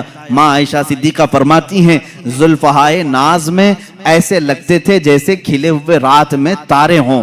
یہ ظاہری خوبصورتی ہے، لیکن اس کی باطنی جمال، اس کا باطنی حسن، وہ کہاں تک سنتے تھے، کیا کیا سنتے تھے، یہ تو تم اندازہ بھی نہیں کر سکتے۔ ایک بار رسول کریم صلی اللہ تعالی علیہ وسلم تشریف فرما ہے अचानक आप मुस्कुराने लगे। सहाबा की मजमे में मुस्कुराने लगे। कहा या रसूल अल्लाह सल्लल्लाहु तआला अलैहि वसल्लम, आज किस बात पर मुस्कुराहट है? कहा मैं फरिश्तों की गुफ्तगू सुन रहा था, उस पर मुझे हंसी आ गई। कहा मलाइका की गुफ्तगू हो रही है जन्नत के आगे और उनकी गुफ्तगू पर मुझे हंसी आ गई। क्या गुफ्तगू कर रहे थे? वो एक अलग लंबी हदीस है। सहाबा इकराम रसूल करीम सल्लल्लाहु तआला अलैहि वसल्लम से पूछते हैं कि ये क्या गुफ्तगू चल रही थी मलाइका में। अल्लाह के नबी सल्लल्लाहु तआला अलैहि वसल्लम ने उनकी वो पूरी गुफ्तगू भी बयान की। एक मजलिस में अचानक हल्की सी आवाज आई। सहाबा ने पूछा या रसूल अल्लाह सल्लल्लाहु तआला अलैहि वसल्लम, कोई आवाज है? हुजूर ने फरमाया हाँ, जो आवाज तुमने सुनी वो मेरी बदौलत सुना है, बाकी किसी के कान ये सुन नहीं सकते। तुम मेरी मजलिस में बैठे हो, इस बरकत से सुने हो। वो क्या आवाज थी? कौन सी आवाज थी? एक धमाके की आवाज। हुजूर फरमाते हैं आज से 70,000 साल पहले जहन्नम के मुंह पर एक पत्थर गिराया गया था, वो आज जाकर के उसकी तह में लगा है, उसकी तह में अब जाकर पहुंचा है। ये उसी की धमाके की आवाज थी। ये अल्लाह के नबी सल्लल्लाहु तआला अलैहि वसल्लम के कान मुबारक है। दूर और नजदीक के सुनने वाले वो काने लाले करामत पे लाखों सलाम। ये बरेलवी यूं ही सलाम हिंदुस्तान से नहीं भेजते, इनका यकीन है हम यहां से पुकारे वो वहां से सुने। मुस्तफा की समाअत पे लाखों सलाम। यकीन है ना? यकीन है, इसलिए तो हम यहां से पुकारते भी हैं और मेरे आका सुनते भी हैं। इसलिए कि वो कान, जाहिरी कानों की खूबसूरती अपनी जगह पर, लेकिन जो बातनी और उसकी मानवी खूबसूरती थी उसको तो हदीसों ने बयान किया है। अल्लाह के नबी सल्लल्लाहु तआला अलैहि वसल्लम क्या क्या सुनते थे, क्या क्या देखते थे, बहुत सारी हदीसें हैं मेरे अजीजों। जब इल्म गैब की बात आए तो इंशाअल्लाह अजीज उस टॉपिक पर, उस मौजू पर हम अर्ज करेंगे। अब अल्लाह के हबीब सल्लल्लाहु तआला अलैहि वसल्लम के दस्ते मुबारका की बात है। हाथ मुबारक हुजूर अकरम सल्लल्लाहु तआला अलैहि वसल्लम। वैसे तो मैंने हाथ की खूबसूरती बताई। हाथ बहुत लंबे भी नहीं थे, बहुत छोटे भी नहीं थे। हथेलियां इतनी नरम थी जैसे कोई मुसाफा करे तो ऐसा लगे कि रेशम के कपड़े में उसने अपना हाथ रखा हो। नरम, मुलायम, सोजो गुदाज उसके अंदर था। लेकिन इसकी ताकत व कुव्वत का हाल ये था, इसकी ताकत व कुव्वत का ये हाल था कि हुजूर अकरम सल्लल्लाहु तआला अलैहि वसल्लम ने इन हाथों को जहां रखा, क्या क्या हुआ। एक सहाबी हैं, छोटी उम्र के थे, उनके सर पर हुजूर सल्लल्लाहु अलैहि वसल्लम ने हाथ फेरा और कहा अल्लाह तुझे बरकत अता करे। उनकी उम्र 94 साल की हुई, 94 साल की, और उनके पूरे सर में एक बाल भी सफेद नहीं था, एक बाल। हुजूर का दस्ते में बाकी दाढ़ी सफेद, मुंह सफेद, भवें सफेद, बाल चेहरे सर के एक भी सफेद नहीं, इसलिए कि दस्ते मुबारका मेरे आका ने उस पर रखा था। और इतना ही नहीं, ये दस्ते मुबारका की तासीर हकीकी जो बातिनी खूबसूरती है। एक साहबी कहते हैं हम रात के वक्त हुजूर की मजलिस में बैठते थे, लेकिन जब जाना होता तो अंधेरा होता। एक बार हमने शिकायत की कि या रसूल अल्लाह सल्लल्लाहु अलैहि वसल्लम, रोशनी नहीं है, बहुत अंधेरा है, जाएं तो कैसे जाएं, कहीं रास्ते में भटक ना जाएं या कहीं खाई में गिर ना जाएं। रसूल करीम सल्लल्लाहु तआला अलैहि वसल्लम ने फरमाया करीब कोई लकड़ी पड़ी है, लेते आओ। करीब एक लकड़ी पड़ी हुई थी, सहाबा ने पेश कर दिया। अल्लाह के नबी सल्लल्लाहु अलैहि वसल्लम ने उस लकड़ी पर मसा किया, अपने हाथ से मसा किया और कहा इस लकड़ी को ले जाओ, ये उजाला देगी। वो सहाबा कहते हैं हम बाहर आए तो उसकी हर शाख से नूर की शुआएं फूट रही थी, इतनी रोशनी कि पूरी गली रोशन हुई। अब वो 3 सहाबा थे, कहते हैं एक मोड़ पर हमें रास्ता बदलना था, एक को इधर जाना था, एक को इधर, एक को उधर। अब क्या करें, एक रोशनी का कुमकुमा हुजूर ने दिया था। तीनों ने कहा हम 3 टुकड़े करते हैं और अपने अपने घर ले जाते हैं। तीनों टुकड़े किए, हर टुकड़े से वही रोशनी आ रही थी। रसूल पाक सल्लल्लाहु तआला अलैहि वसल्लम जिस लकड़ी पर अपना दस्ते मुबारका लगा दें वो रोशनी ही रोशनी पैदा करे। एक सहाबी हैं जंग बद्र में हजरत उकाशा रज़ियल्लाहु ताला अन्हु कहते मैं गरीब साहबा में से था, किसी के पास तलवार थी, किसी के पास चाकू थी, मेरे पास कुछ भी नहीं था। मैं हुजूर की बारगाह में अर्ज किया कि आका लड़ना तो मुझे भी है, जज्बे जिहाद मेरे भी अंदर है, गरीब ही है, गुर्बत की वजह से मेरे पास कुछ नहीं। हुजूर ने एक लकड़ी उठाई और कहा जाओ इससे जंग करो। वो एक पुरानी लकड़ी थी। वो सहाबी कहते हैं मेरे आका ने अपना दस्ते मुबारक उस लकड़ी पर रखा था, वो ऐसी गजब की तलवार बनी कि उसी से मैंने कई लोगों को घाव दिए, जख्म दिए, और वो लकड़ी किसी काफिर के गर्दन के करीब जाती, गर्दन उड़कर चली जाती थी। वो दस्ते मुबारका की तासीरात, ये अलग उन्वान है मेरे अजीजों, वो छू लें तो उसमें बरकत हो। अब आओ हजरत जाबिर रज़ियल्लाहु ताला अन्हु के घर की दावत, जो आपने सुना भी था मौजिज़ात में, हुजूर पाक सल्लल्लाहु ताला अलैहि वसल्लम खाना तनाउल फरमा लिए, खाने के बाद दस्तरखान से अपना हाथ पोंछ लिया। हजरत जाबिर कहते हैं मैंने वो दस्तरखान उठा लिया और बरकत के लिए रख लिया। अल्लाह अल्लाह, उसी सहाबी का अकीदा बरेली के इमाम ने हमें दिया है। रसूलुल्लाह से जो भी चीज मुताल्लिक हो जाए वो हमारे लिए बरकत का जरिया है। हम उनको मिटाने की बात नहीं करते, बल्कि इन तबर्रुकात पे खुद को मिटाने की बात करते हैं। हम अपनी जान मिटाएंगे उन तबर्रुकात पर जो रसूल करीम सल्लल्लाहु ताला अलैहि वसल्लम से रिलेटेड है। अजीज़ान गिरामी, साल भर ये सुन्नी इंतजार करते हैं मीलाद कब आए और मुँह मुबारक कब देखें। हम तो हुजूर पाक सल्लल्लाहु ताला अलैहि वसल्लम के जिस्म नास के हर अज़ू से मोहब्बत करते हैं। खैर, जाबिर, हजरत जाबिर फरमाते हैं मैंने वो दस्तरखान उठा लिया, ऊंचे ताक पर रखा। कभी ऐसा होता कि वो मैला हो जाता या धूल लग जाती तो हम उसको धोते नहीं, भड़कते हुए आग के तंदूर में डाल देते थे। आग के तंदूर में दस्तरखान को डाल देते, थोड़ी देर के बाद उसको निकालते, कपड़े का एक रुआं भी नहीं जलता, मैल तो चला जाता था, मैल निकल जाता, कपड़े का एक रुआं भी नहीं जलता।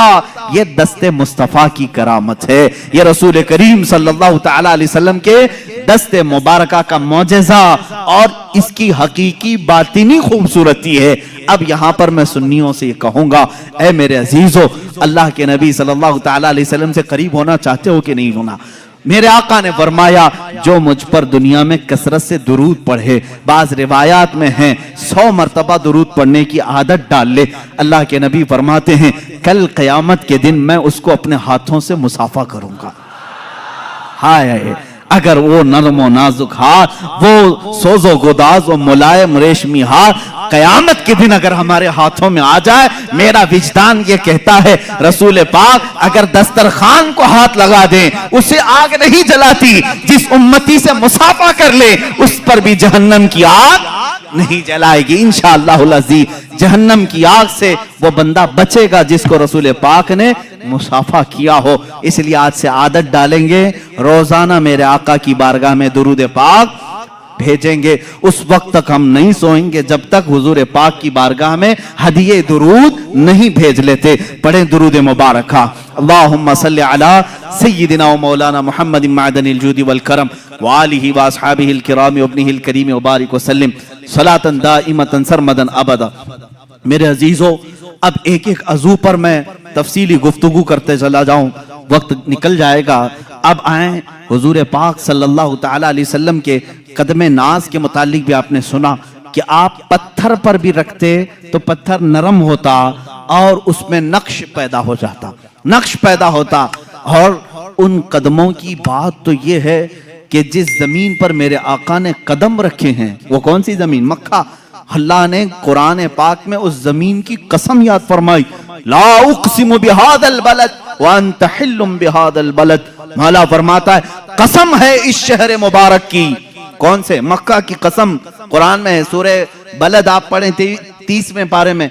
अल्लाह फरमाता है इस शहर की कसम। क्यों कसम? कसम मुकद्दस चीज की उठाई जाती है। अल्लाह फरमाता है व अंत हिल्लुम बिहादल बलद, इसलिए कसम के मेरा हबीब इस शहर में जलवागर है।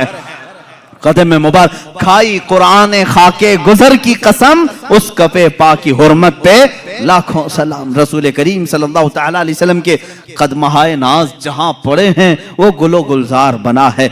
इसलिए कि हदीस में है मदीने का पहला नाम क्या था? یسرب تھا. اب ہم یسرب نہیں کہتے, لیکن تاریخ بتانے کے لیے صرف کہنے کی اجازت ہے. کسی نے اگر یسرب کہہ دیا تو اس نے حرام کیا, اس نے گناہ کیا.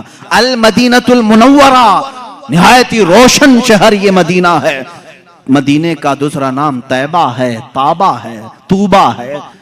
حضور اکرم صلی اللہ تعالی علیہ وسلم کی آمد سے پہلے اس کے حالات بتا دوں. یسرب کہتے ہیں بیماریوں کے مرکز کو, جہاں ہر طرح کی بیماریاں, طرح طرح کی بیماریاں رہتی ہوں, وہ یسرب تھا. یہ شہر یہاں جو جاتا وہ بیمار ہو کے آ جاتا. اور اس شہر میں بلائیں عام تھی, وبائیں عام تھی, لوگ بیمار ہوتے, مرتے, طرح طرح کے قسم قسم کے بخار آتے تھے. لیکن میرے آقا صلی اللہ تعالی علیہ وسلم نے اپنا قدم ناز وہاں رکھا تو یسرب ختم ہو گیا اور پھر وہ ہمیشہ کے لیے مدینہ ہو گیا. اتنا ہی نہیں, مدینے میں میرے آقا نے قدم رکھا, وہ بیماریاں تو چلی گئیں, وہ وبائیں تو چلی گئیں, بلائیں تو چلی گئیں, لیکن ساتھ میں میرے آقا نے اب یہ فرمایا, اب یہ یسرب نہیں, اب مدینہ ہے. اس کی عزت یہ ہے, غبار المدینہ فیہ شفاء. میرے آقا فرماتے ہیں اس کی دھول میں بھی اللہ نے شفا رکھی ہے. اڑتی ہوئی دھول مدینے کی اللہ فرماتا, رسول پاک فرماتے ہیں اس میں شفا ہے. خاک شفا کہاں سے لاتے ہو, خاک شفا کہاں سے لاتے ہو؟ مدینے کی ہی مٹی ہے. اس مدینے کی مٹی میں شفا آئی کہاں سے؟ مٹی تو زمین کی ہے, وہ قدم ناز کی برکت ہے. میرے آقا صلی اللہ تعالی علیہ وسلم کے قدمہائے ناز جہاں رکھے جائیں. اب بریلی کے امام اعلی حضرت فاضل بریلوی رضی اللہ تعالیٰ عنہ نے اپنے اشعار میں جو تمنائیں کی ہیں وہ ہلکی پھلکی نہیں ہیں, ہلکی پھلکی نہیں ہے. مدینے میں قدم رکھا رسول پاک نے, ساری بلائیں ختم, وبائیں ختم, بیماریاں ختم. لیکن وہ زمین اب شفا کا مرکز بن گئی. جو وہاں جائے, مٹی اٹھائے, اپنی جلد پر لگائے, صحت یاب ہو جائے. اب یہ حدیث پاک میں موجود ہے. اعلیٰ حضرت فرماتے ہیں یا رسول اللہ صلی اللہ تعالی علیہ وسلم, آپ کے یہ جو کفے پا کہتے ہیں تلووں کے نیچے والا حصہ, کف کہتے ہیں ہتھیلی کو, پا کہتے ہیں پیر کو, کفے پا, پیروں کا جو تلوہ ہے اتنا مقدس ہے کہ رکھ دیں تو بیماریاں ختم, بلائیں ختم, وبائیں چلی جائیں اور پھر وہ مرکز شفا بن جائے. تو کیوں نہ میں تمنا کروں. بریلی کے امام نے یوں کہا, دل کرو ٹھنڈا میرا وہ کفے پا چاند سا.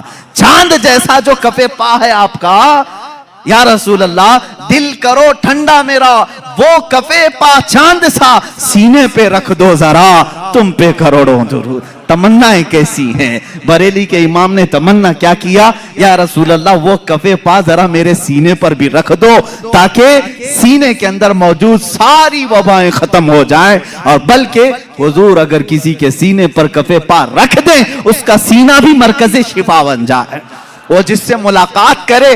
اسی لیے یقیناً اعلیٰ حضرت کی دعا قبول ہوئی ہوگی. خواب میں کبھی نہ میرے آقا نے اپنا قدم پاک یا کفے پا سینے پر دیا ہوگا, اس لیے کہ نہ کہنا میرے رسول کی عادت ہی نہیں. اعلیٰ حضرت نے اگر دعا کیا ہے سینہ مبارکہ پر قدم ناز رکھا ہوگا تو اب جیسے مدینے سے بلائیں ختم ہوئی, وبائیں ختم ہوئی, مدینہ مرکز شفا ہو گیا, یہاں بریلی کے امام کا سینہ عشق و محبت کا امام بن گیا. جو سینے سے لگا اس کے اندر بھی عشق آ گیا, جو ان کی باتیں کیا اس کے اندر بھی محبت و عشق بھر گئی. یہ ہے قدم ناز کی برکت. اسی لیے بزرگوں نے کہا اعلیٰ حضرت جو ہے معجزۃ من معجزات رسول اللہ ہے, رسول اللہ کے معجزات میں سے ایک معجزے کا نام ہے. عزیزان گرامی, حضور اکرم صلی اللہ تعالی علیہ وسلم کے میں نے آنکھیں مبارکہ, دست مبارکہ, چہرے مبارکہ, کان مبارک, آپ کے قدم مبارک کا ذکر کیا. ایک عظیم چیز ہے جس کے صحابہ بھی مشتاق تھے, ایک عظیم چیز ہے, وہ ہے میرے آقا صلی اللہ علیہ وسلم کا پسینہ مبارک کا. اللہ اللہ واللہ جو مل جائے میرے گل کا پسینہ. یہ امام عشق و محبت, کہاں کہاں میں ان کو چھوڑوں, اپنی تقریر آگے بڑھتی نہیں. بریلی کو چھوڑے بغیر جہاں جہاں جائیں سہارا لینا ہی ہے.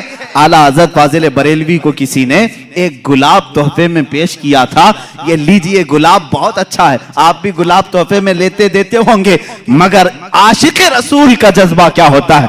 गुलाब को देखा और कहा सुबह खिलता है शाम में मुरझा जाता है, मैं तो उस गुलाब से मोहब्बत करता हूं जो खिला है तो कभी मुरझाता नहीं। और फिर उनकी शान में फूल पर ही एक नात लिख दी, सरताब कदम है तने सुल्तान ज़मन फूल, लब फूल दहन फूल ज़खन फूल बदन फूल, वल्लाह जो मिल जाए मेरे गुल का पसीना, मांगे न कभी इत्र न फिर चाहे दुल्हन फूल। क्या बात रजा उस चमनिस्तान करम की, ज़हरा है कली जिसमें हुसैन और हसन फूल।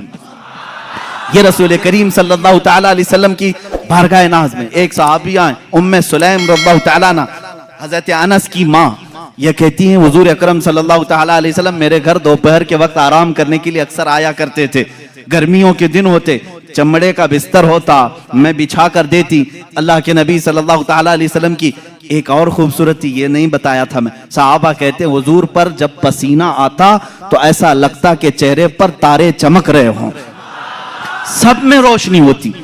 चेहरे नाज पर जब भी पसीने के कतरात होते, तारों से ज्यादा उसमें चमक फूटती थी, और सहाबा इंतजार करते कि ये कतरा अब गिरे तब गिरे, किसके हाथ में आए किसके दामन में जाए, वो इंतजार करते। हजरत उम्मे सुलैम कहती हैं मुझे मौका मिल जाता दोपहर के वक्त जब हुजूर आराम करते, अगर गर्मी की वजह से पेशानी से पसीने के कतरात टपकते, मैं उसको एक शीशी में जमा कर लेती थी, सबको जमा करती। सहाबा जमा करते हैं पसीने मुबारका को।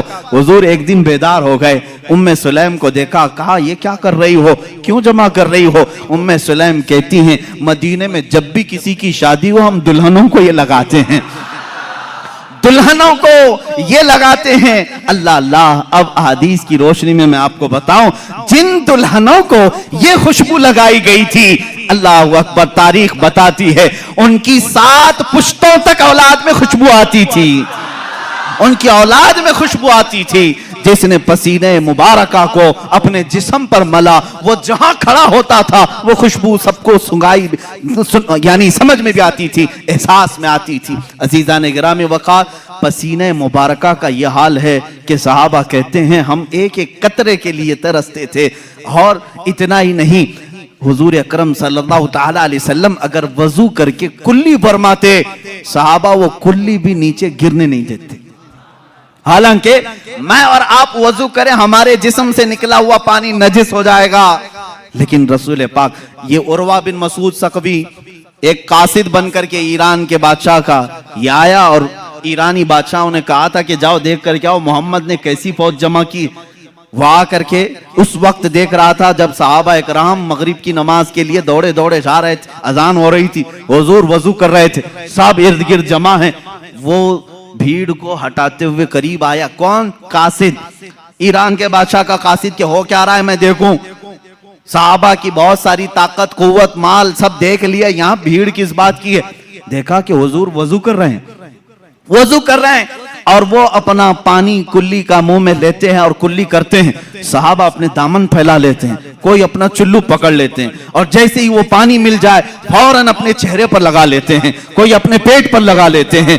वो उर्वा बिन मसूद सकफी कहता है कि मैंने ये बहुत देर तक मंजर देखा, एक कतरा भी वजू का उनके गसाले का जमीन पर गिरने नहीं दिया। सहाबा ने वापस पलट करके ईरान के बादशाह से कहा, उर्वा बिन मसूद सकफी ने, है बादशाह आजम, उस मोहम्मद से और उसके दीवानों से लड़ने का इरादा छोड़ दो। कहा बहुत बड़ी फौज है, बहुत सामान जमा किया। कहा नहीं, बहुत बड़ी फौज नहीं, बहुत सामान नहीं, लेकिन ऐसे दीवाने जमा किए हैं कि मैंने कैसर और किसरा के यहाँ भी ये अदब और एहतराम नहीं देखा। कहा क्या है? कहा अरे वो दीवाने उसके कुल्ली के एक कतरे को जमीन पर गिरने नहीं देते, वो कब उनके खून के कतरे को जमीन पर आने देंगे? वो अपना सब कुछ लुटा देंगे, लेकिन उनके खून का एक कतरा भी जमीन पर गिरने नहीं देंगे। ताकत और कुव्वत के बादशाह भी लरस जाते थे इश्क सहाबा को देख करके। होना तो यही चाहिए था आज भी। है नौजवानों, तुम्हारा जज्बा इश्क रसूल, जज्बा मोहब्बत रसूल देखकर दुनिया थर्रा जाए कि इनको न छेड़ो, کہ یہ محمد عربی صلی اللہ تعالی علیہ وسلم کے لیے اپنی جان بھی دے سکتے ہیں۔ الحمدللہ آج بھی غازیان اسلام ہیں، موجود ہیں، جس نے گستاخی کی انہوں نے دنیا نہیں دیکھا، اس کا سر تن سے جدا کر دیا اور اپنے آپ کو زندان کے حوالے کر دیا یا پھانسی کے حوالے کر دیا۔ لیکن جب بھی کسی عاشق رسول کو پھانسی ہوئی ہے وہ ڈرا سہما نہیں، پھندوں کو چومتے ہوئے جاتا ہے، اس لیے کہ ہمارا عقیدہ ہے کہ جو عشق مصطفیٰ میں پھانسی کی سزا پر بھی چڑھ جائے عزیزان گرامی اس کی سزا سخت نہیں ہوتی۔ ادھر پھانسی کا پھندا لگا ہوگا، سامنے جمال مصطفیٰ دیکھ رہا ہوگا۔ احمد بن حنبل اس کے سچے گواہ ہیں۔ امام احمد بن حنبل کوڑے مارے جا رہے تھے، تہبند کھلی جا رہی تھی، آپ کو رونا آ گیا، جلاد کوڑے مار رہا تھا، آپ کی لنگی کھل رہی تھی، اچانک دیکھا غیب سے دو ہاتھ آئے، لنگی کو تھام لیے اور ان کے تہبند کو باندھ دیا۔ جلاد کوڑے مارنے کا چھوڑ دیا، رک گیا، اس نے دیکھا کہ کچھ تو ہوا ہے۔ اب امام احمد بن حنبل کہتے ہیں جو تھوڑی دیر پہلے رو رہے تھے، کہا اب مارو اور کوڑے لگاؤ اور مزے سے۔ کہا تمہیں درد نہیں ہوتا؟ کہا اب درد کس بات کا، جس کے لیے کوڑے کھا رہا تھا اس کا جمال سامنے موجود ہے۔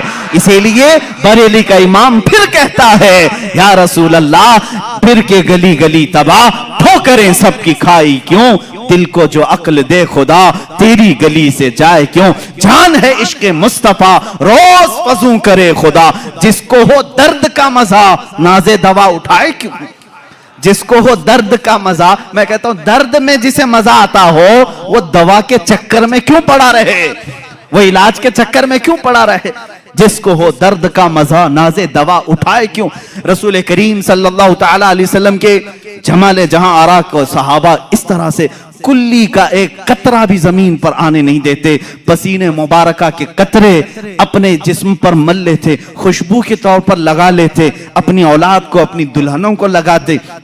آپ کے رسول کریم صلی اللہ تعالی علیہ وسلم کے جسم ناز کی ایک خصوصیت یہ بھی تھی، صحابہ فرماتے ہیں رات میں چاہے چاند طلوع ہو، چاند کی روشنی ہو، دن میں چاہے سورج کی روشنی ہو، لیکن پوری زندگی پاک میں کبھی کسی نے حضور پاک کا سایہ زمین پر پڑتے ہوئے نہیں دیکھا۔ سایہ ہو بھی تو کیسے، نور کا کوئی سایہ نہیں ہوتا، نور کا سایہ نہ ہو۔ یہ اور بات ہے کہ ہم تعویل کریں، لیکن حقیقت بات یہ بھی ہے، ایک عاشق رسول نے یہ کہا حضور کا سایہ کیوں نہیں، وہ بھی تو انسان تھے، سارے انسانوں کے سائے تھے۔ اللہ اللہ رب تبارک و تعالیٰ اپنے حبیب سے یہ محبت کا انداز دیکھیں، اس لیے سایہ نہیں بنایا کہ کبھی اس سائے پر کسی دوسرے کا قدم نہ پڑ سکے، کسی دوسرے کا قدم اس سائے پر نہ آ سکے۔ میرے آپ کے کسی کے سائے پر ہو سکتا ہے لوگوں کے قدم پڑ جائیں، مولا کو یہ بھی گوارا نہیں کہ سائے مصطفیٰ پر بھی کسی کا قدم پڑے، اس لیے میرے مصطفیٰ کا سایہ نہیں۔ آپ کی خصوصیات میں یہ بھی ہے کبھی پوری زندگی پاک میں آپ کے جسم پاک پر مکھی نہیں بیٹھی، کبھی مچھر نہیں آیا، کبھی آپ کے سر میں جوں نہیں آئی۔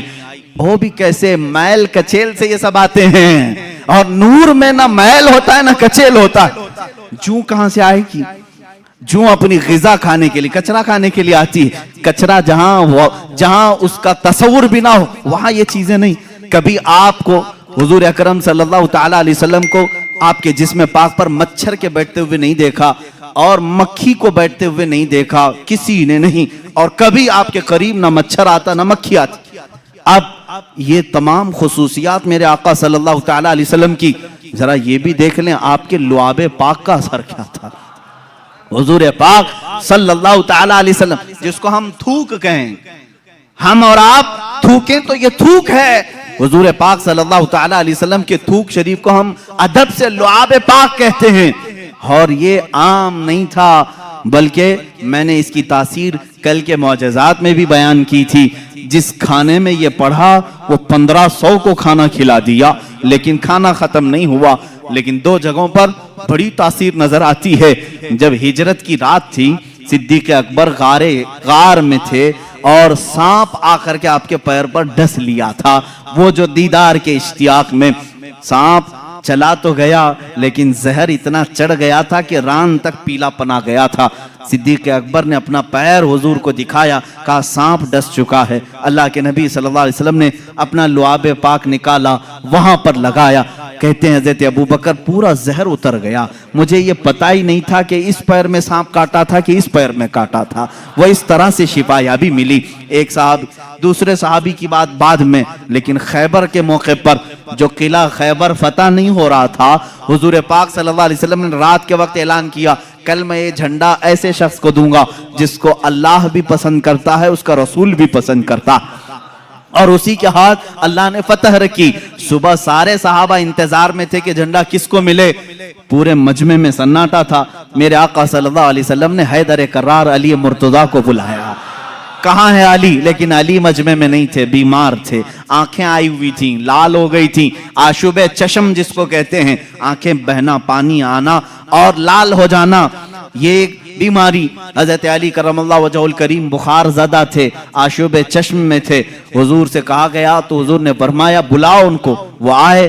بیماری کے حالت میں ہی اللہ کے نبی صلی اللہ تعالی علیہ وسلم نے اپنا لعاب پاک ان کی آنکھوں میں لگایا، اور پھر حضرت علی فرماتے ہیں نہ میرے جسم میں بخار تھا نہ آنکھوں میں سرخی تھی، اور اسی حالت میں حضرت علی کرم اللہ وجہ الکریم علم اپنے ہاتھ میں لیے، اور دنیا نے پھر تاریخ نے یہ دیکھا ہے وہ فاتح خیبر شکن جو حیدر کرار ہیں، یہودیوں کا قلعہ انہی کے ہاتھوں سے ٹوٹا، اور ہمیشہ کے لیے طاغوتی قوت کو انہوں نے دھول چٹا کر کے رکھا۔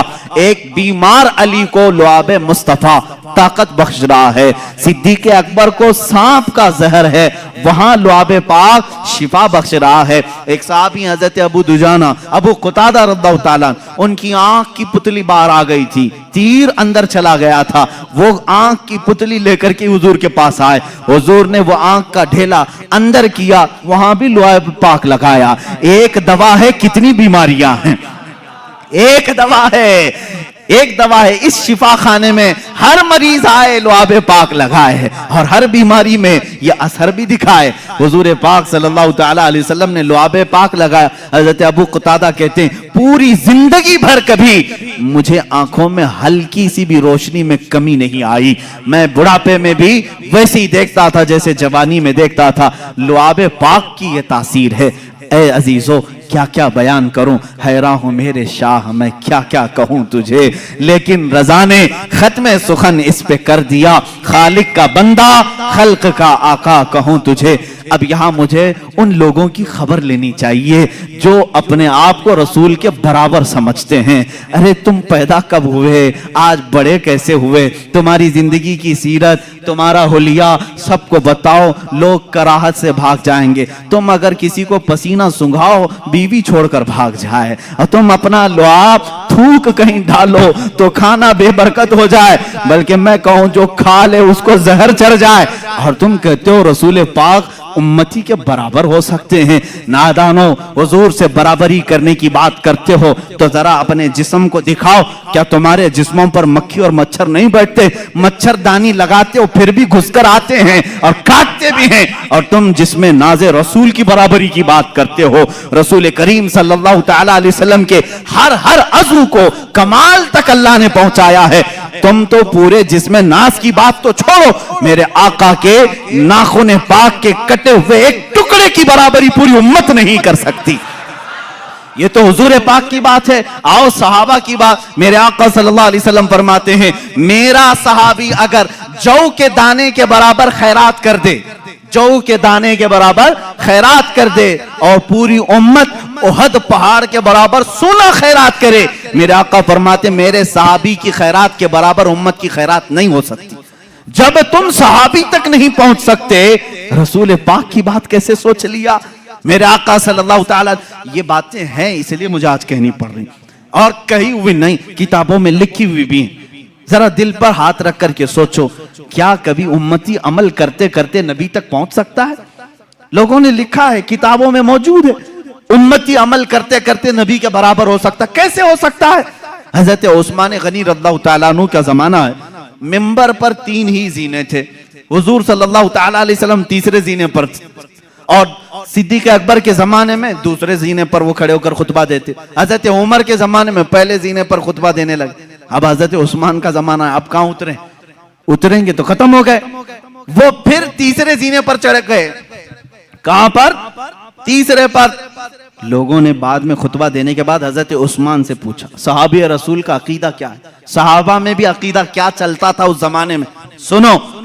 صحابہ نے پوچھا، حضور صلی اللہ تعالیٰ علیہ وسلم کے بعد حضرت ابوبکر دوسرے پر کھڑے ہو کر خطبہ دیتے تھے، حضرت عمر نیچے پہلے والے زینے پر کھڑے ہو کر خطبہ دیتے تھے، اب آپ کے زمانے میں آپ پھر تیسرے پر کھڑے ہو گئے۔ حضرت عثمان نے کیا پیارا جواب دیا، کہتے ہیں اگر دوسرے پر کھڑا ہوتا تو لوگ یہ سوچ سکتے ابوبکر کی برابری کر رہا ہے، پہلے پر کھڑا ہوتا تو لوگ یہ کہتے کہ عمر کی برابری کر رہا ہے، میں وہاں کھڑا ہو گیا جہاں صحابہ کا تصور ہی نہیں آتا، صحابہ کا تصور ہی نہیں ہوتا کہ کوئی نبی کی برابری کر سکتا ہے، صدیق کی برابری کا کوئی دعویٰ کر سکتا ہے، عمر کی برابری کا دعویٰ کر سکتا ہے، لیکن عثمان ابن عفان کہتے ہیں ان کے زمانے میں رسول کی برابری کا کوئی تصور بھی نہیں کر سکتا۔ 1400 سال کے بعد تم برابری کا دعویٰ کیسے کرنے لگ گئے؟ حضور پاک صلی اللہ تعالیٰ علیہ وسلم کے ایک عضو پاک بلکہ ان سے ریلیٹڈ جو چیزیں ہیں ان کی بھی برابری نہیں ہو سکتی۔ لاؤ تمہارے دسترخوانوں کو بھی آگ میں ڈال کر کے دیکھتے ہیں جلتے ہیں کہ نہیں جلتے ہیں، بلکہ منہ مبارکہ جو ہمارے پاس ہے اس کے متعلق بھی صحیح اسناد یہ ملتی ہیں، اگر آگ میں رکھا گیا کئی مرتبہ ایسے حالات پیش آئے آگ نے منہ مبارک کو بھی نہیں جلایا ہے، آج بھی منہ مبارکہ کو آگ نہیں جلاتی، یہ رسول کریم صلی اللہ تعالیٰ علیہ وسلم کے جسم پاک سے لگی ہوئی چیز کی تاثیر ہے۔ ارے میرے عزیزو، حضور پاک صلی اللہ تعالیٰ علیہ وسلم کے قریب جو جانور تھے ان کی عظمت بڑھ گئی، ہم حضور کی سواری ایک یافور ہے، خچر، جو محبت رسول کے قائل ہیں وہ یافور نہیں کہتے، حضرت یافور کہتے ہیں، حضرت یافور کہتے ہیں۔ حضور کی اونٹنی تھی، ایک کا نام عزبہ ہے، ایک کا نام قصوہ ہے، اور محبان رسول حضرت قصوہ حضرت عزبہ کہتے ہیں۔ عام جانور ہی تو ہے لیکن سواری رسول اللہ نے کی ہے، اس لیے ان جانوروں کا بھی ادب کرتے ہیں۔ حضرت ابوبکر صدیق رضی اللہ تعالیٰ عنہ امت میں جو کام کریں وہ سب کے لیے دلیل ہے۔ حضور کی وفات کے بعد رسول کریم صلی اللہ تعالیٰ علیہ وسلم کی جو سواریاں تھیں، حضرت ابوبکر قصوہ اونٹنی کا خیال کرتے، اس کے پاس کھانا لے جا کر رکھتے، اس کے جسم کو سہلاتے، اس لیے کہ حضور کی وفات کے غم میں وہ کھانا چھوڑ چکی تھی۔ اس زمانے میں صحابہ ان جانوروں کا بھی ادب کرتے تھے جو رسول کریم صلی اللہ تعالیٰ علیہ وسلم سے ریلیٹڈ تھے۔ مجھے حیرت ہوتی ہے ان ظالم سعودیوں کے حرکات پر، انہوں نے کھود کر کے نشانات مٹا دیے۔ حضور اکرم صلی اللہ تعالیٰ علیہ وسلم کے جو بھی آثار نظر آئیں ان کو وہ سب سے پہلے ختم کرنا ہے۔ وہ تو اللہ بھلا کرے ترکیوں کا وہ عاشقان رسول تھے جو میرے آقا صلی اللہ علیہ وسلم کے تبرکات وہ لے کر کے استنبول چلے گئے، جس کی وجہ سے آج بھی وہ استنبول میں میرے آقا کی بہت سارے تبرکات محفوظ ہیں۔ ان ظالموں کے ہاتھ ہوتے تو یہ بھی بیچ کھا جاتے ہیں، یہ کچھ نہیں رکھتے۔ یہ شیخ حرم ہے جو چرا کے بیچ کھاتا ہے، گلی میں بوزر و دلق اویس و چادر زہرا۔ اقبال نے کہا ہے یہ ان کے پاس جو کچھ بھی آئے سب بیچ کر کے کھائیں گے۔ یہ حج کو انہوں نے بیچا ہے، عمرے کو بیچا ہے، سارے تبرکات۔ میں آپ کو ایک بات بتا دوں، مدینہ طیبہ میں آج بھی ایک قلعہ اب بھی محفوظ ہے، ایک قلعہ، وہ کس کا ہے؟ ایک یہودی کعب بن اشرف کا، جس کو حضور صلی اللہ تعالیٰ علیہ وسلم نے قتل کرنے کا حکم دیا تھا۔ وہ حضور کی شان میں گالیاں دیتا، ایذا رسانی کرتا، اس کو قتل بھی کیا گیا، لیکن اس کا گھر آج تک باؤنڈری لگا کر رکھا گیا ہے، آج بھی اس کو محکمہ آثار قدیمہ میں سے رکھا گیا ہے کہ یہ پرانی ہسٹوریکل پلیسز میں سے ہے، اس کو رکھا گیا ہے، تاریخی چیز۔ اور میرے آقا صلی اللہ تعالیٰ علیہ وسلم سے متعلق کوئی چیز ہو تو اس کو تم شرک اور کفر اور حرام بدعت کے فتوے لگا کر ختم کرتے ہو۔ مجھے یہ بتاؤ تمہارا لنک رسول پاک سے ہے یا پھر اسرائیل کی یہود و نصارہ سے ہے؟ تم ان کی چیزوں کی حفاظت کر رہے ہو اور میرے آقا کی چیزوں کو ختم کرنا چاہتے ہو۔ اللہ کے نبی صلی اللہ تعالیٰ علیہ وسلم کے محبت کرنے والے انشاءاللہ صبح قیامت تک رہیں گے، گھبرانا نہیں میرے عزیزو۔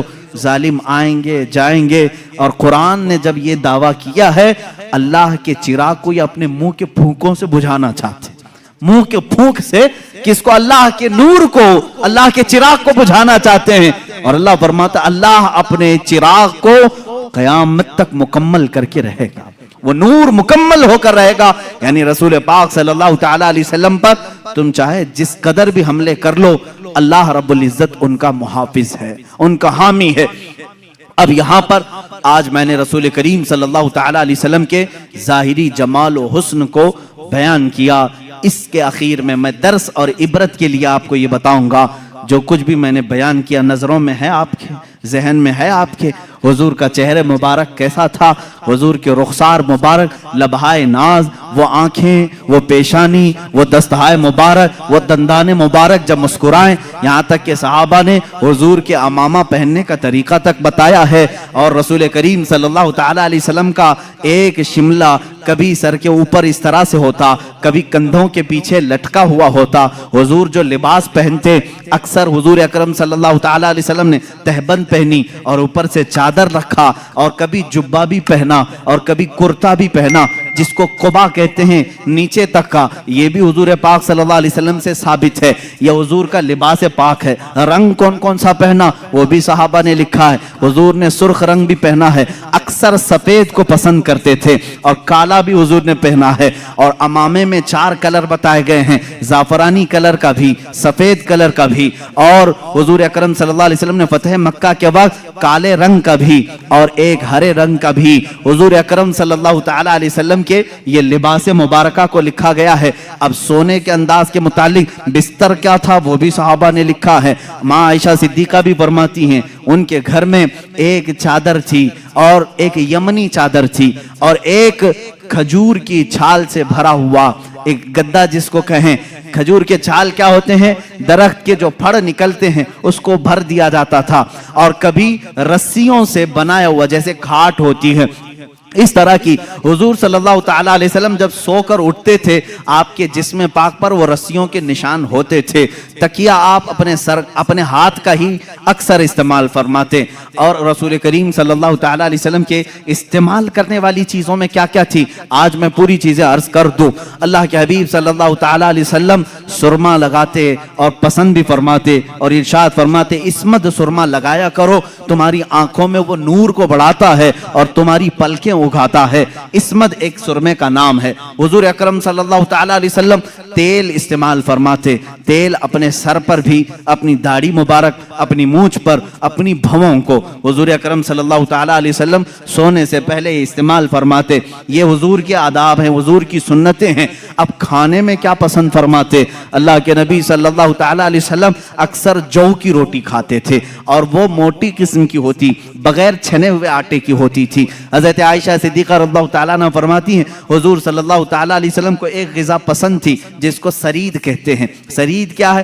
گوشت کا سالن روٹی کے اوپر ڈال دیا جاتا تھا، اور روٹی کو چور کر کے جیسے کھچڑی بنتی ہے، یہ سرید میرے آقا کو بہت پسند تھی۔ اور حضور صلی اللہ تعالیٰ علیہ وسلم سبزیوں میں لوکی شریف بہت پسند کرتے تھے، یعنی جو لمبا کدو ہوتا ہے، گول والا نہیں، لمبا والا کدو، یہ حضور اکرم صلی اللہ تعالیٰ علیہ وسلم کو بہت پسند تھا۔ یہاں تک کہ حضرت ام سلمہ فرماتی ہیں جب سالن کے کھٹورے میں کدو کے ٹکڑے ہوتے، حضور ایک ایک ٹکڑا چن چن کر کے اپنے برتن میں لیتے تھے۔ لوکی شریف میرے آقا صلی اللہ تعالیٰ علیہ وسلم کو پسند تھی، لیکن حضرت عائشہ یہ بھی فرماتی ہیں زندگی بھر میں نے حضور صلی اللہ علیہ وسلم کے دسترخوان پر کبھی 2 سالن جمع ہوتے ہوئے نہیں دیکھا، کبھی 2 سالن نہیں آئے۔ اکثر تو ایسا ہوتا کہ کھجوروں پر حضور اکرم صلی اللہ تعالیٰ علیہ وسلم گزارا کرتے۔ ایک حیث نام کی غذا ہے، اور بھی غذائیں ہیں، میں تفصیل میں نہیں جا رہا ہوں۔ حیث نام کی غذا، گھی اور شہد، گھی اور کھجور کو ملا کر کے گرم کیا جائے، گھٹلیاں نکال کر کے، یہ بھی حضور اکرم صلی اللہ علیہ وسلم کی پسندیدہ غذا تھی۔ حضور اس کو پسند فرمایا کرتے تھے۔ کھانے کی یہ چیزیں ہیں، پہننے کی یہ چیزیں ہیں، آرام کرنے کے انداز یہ ہیں۔ اللہ کے حبیب صلی اللہ تعالیٰ علیہ وسلم کپڑے کب کب بدلتے تھے، کب کب آپ غسل فرماتے تھے، یہ بھی لکھا ہوا ہے کتابوں میں۔ رسول کریم صلی اللہ تعالیٰ علیہ وسلم ہر دوسرے دن غسل بھی فرمایا کرتے، اور لباس ہفتے میں 2 یا 3 مرتبہ، اور جب کبھی کوئی وفد یا کوئی قبیلہ ملاقات کے لیے آئے آپ کے جسم پاک پر نہایت ہی اچھی قیمت والا جبہ ہوتا تھا لوگوں سے ملاقات کرنے کے لیے، اور آپ کا امامہ مبارکہ نہایت ہی عظیم لگتا، ایسے کہ اچانک کوئی دیکھ لے تو اس پر رعب طاری ہو جائے، اور جو ہمیشہ ملنے والا دیکھتا تو آنکھیں پلکانا جھپکانا بھول جائے۔ حضور پاک صلی اللہ تعالی علیہ وسلم جب اس سفید رنگت پر کالے رنگ کا امامہ شریف پہنتے تھے تو صحابہ کہتے ہیں ایسا لگتا کہ دن کے اجالے میں رات چھا گئی ہو۔ یہ رسول کریم صلی اللہ تعالی علیہ وسلم اپنے ہاتھ میں عصا مبارکہ بھی استعمال فرماتے رہے، عصا حضور اکرم صلی اللہ علیہ وسلم لے کر چلتے بھی تھے۔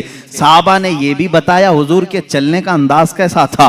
حضور اکرم صلی اللہ تعالی علیہ وسلم لمبی قامت کے تھے، بہت زیادہ لمبے بھی نہیں، بہت زیادہ پست بھی نہیں، لیکن درمیان میں سارے مجمع میں آپ نظر آتے، لیکن جب چلتے تھے تو ایسا لگتا جیسے اونچائی سے نیچے کوئی اتر رہا ہو، یعنی تھوڑا جھک کر کے، کہ سر اٹھا کر کے، گھمنڈ اور غرور سے نہیں بلکہ اپنا سر مبارک جھکا کر کے، اور آنکھیں نیچے ہی ہوتی تھی۔ اسی لیے امام اہل سنت فاضل بریلوی رحمۃ اللہ تعالی علیہ نے فرمایا ہے، نیچی نظروں کی شرم و حیا پر درود، اونچی بینی کی رفعت پہ لاکھوں سلام۔ حضور نیچے نگاہیں رکھ کر کے چلتے تھے۔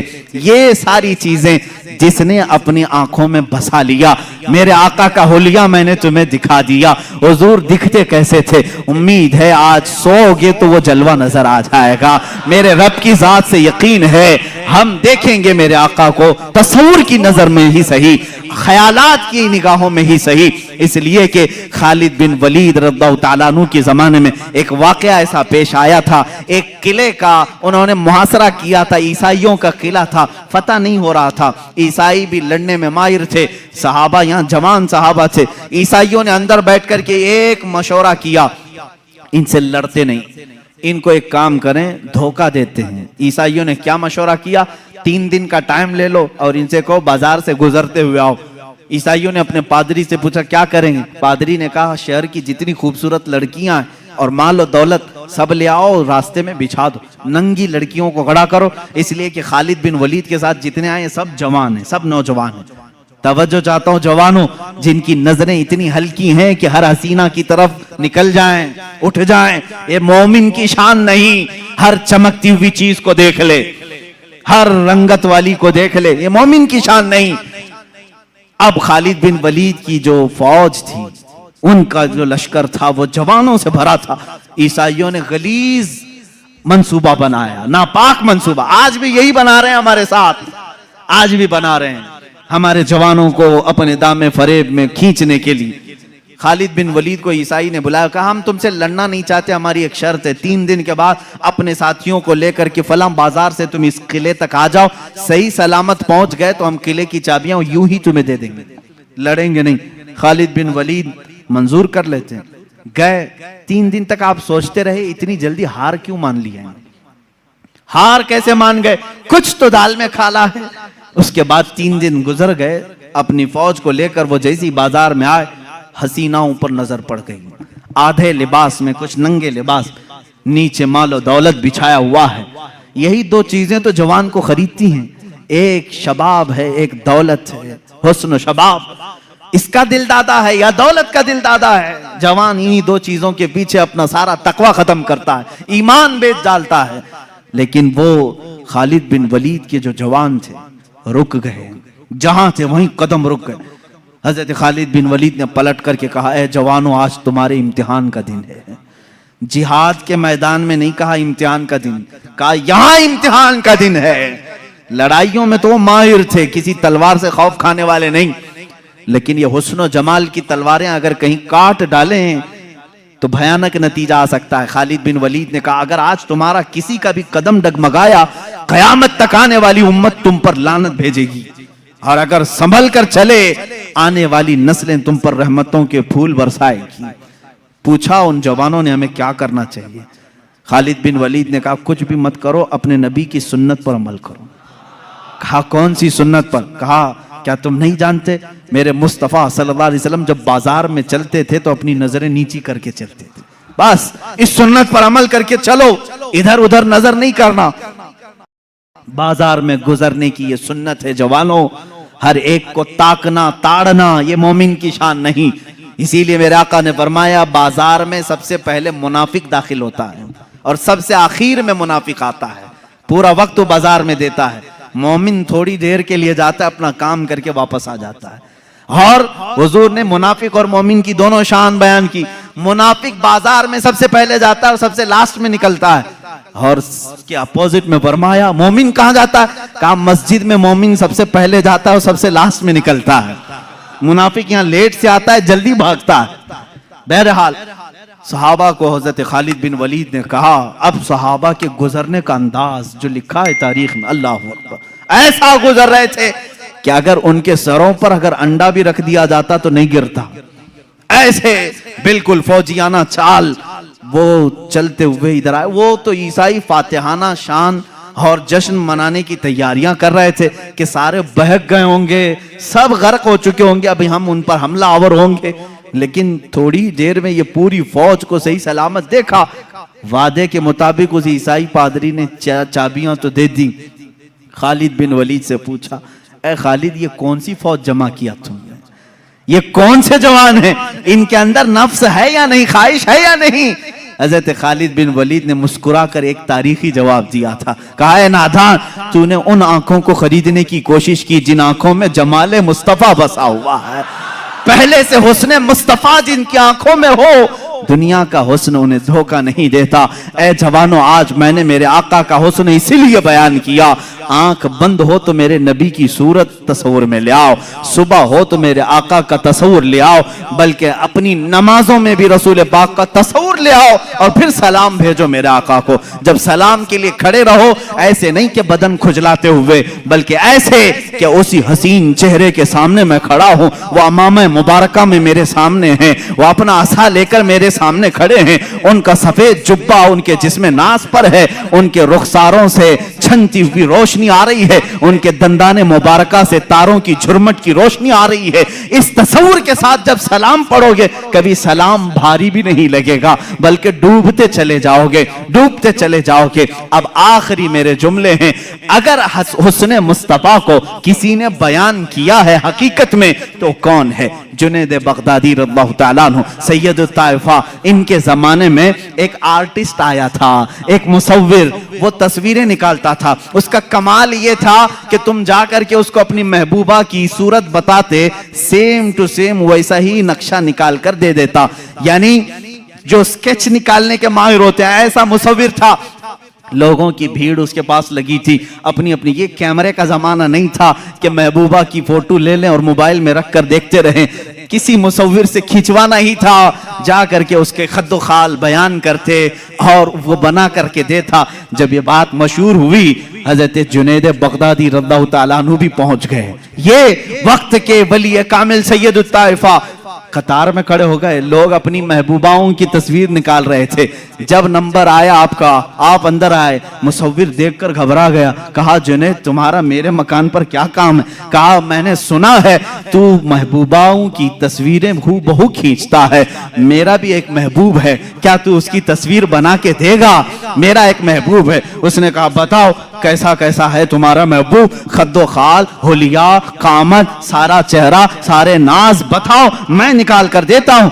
اب جب جنید بغدادی بیان کرنے لگے، اب اللہ کے نبی کا ماتھا ایسا تھا کہ چوڑی پیشانی، بھویں گھنی، ابرویں ایسی تھی، لبھائے ناز گلاب کی پنکھڑیوں کی طرح، رخسار ناز انار کی سرخی لیے ہوئے، کان مبارک زلفوں سے چمکتے ہوئے تاروں کی طرح، گردن مبارک سراہی کی طرح، دست مبارک ریشم سے زیادہ نرم، اور آپ کا شبکہ میں ناز سینے ناز کے برابر۔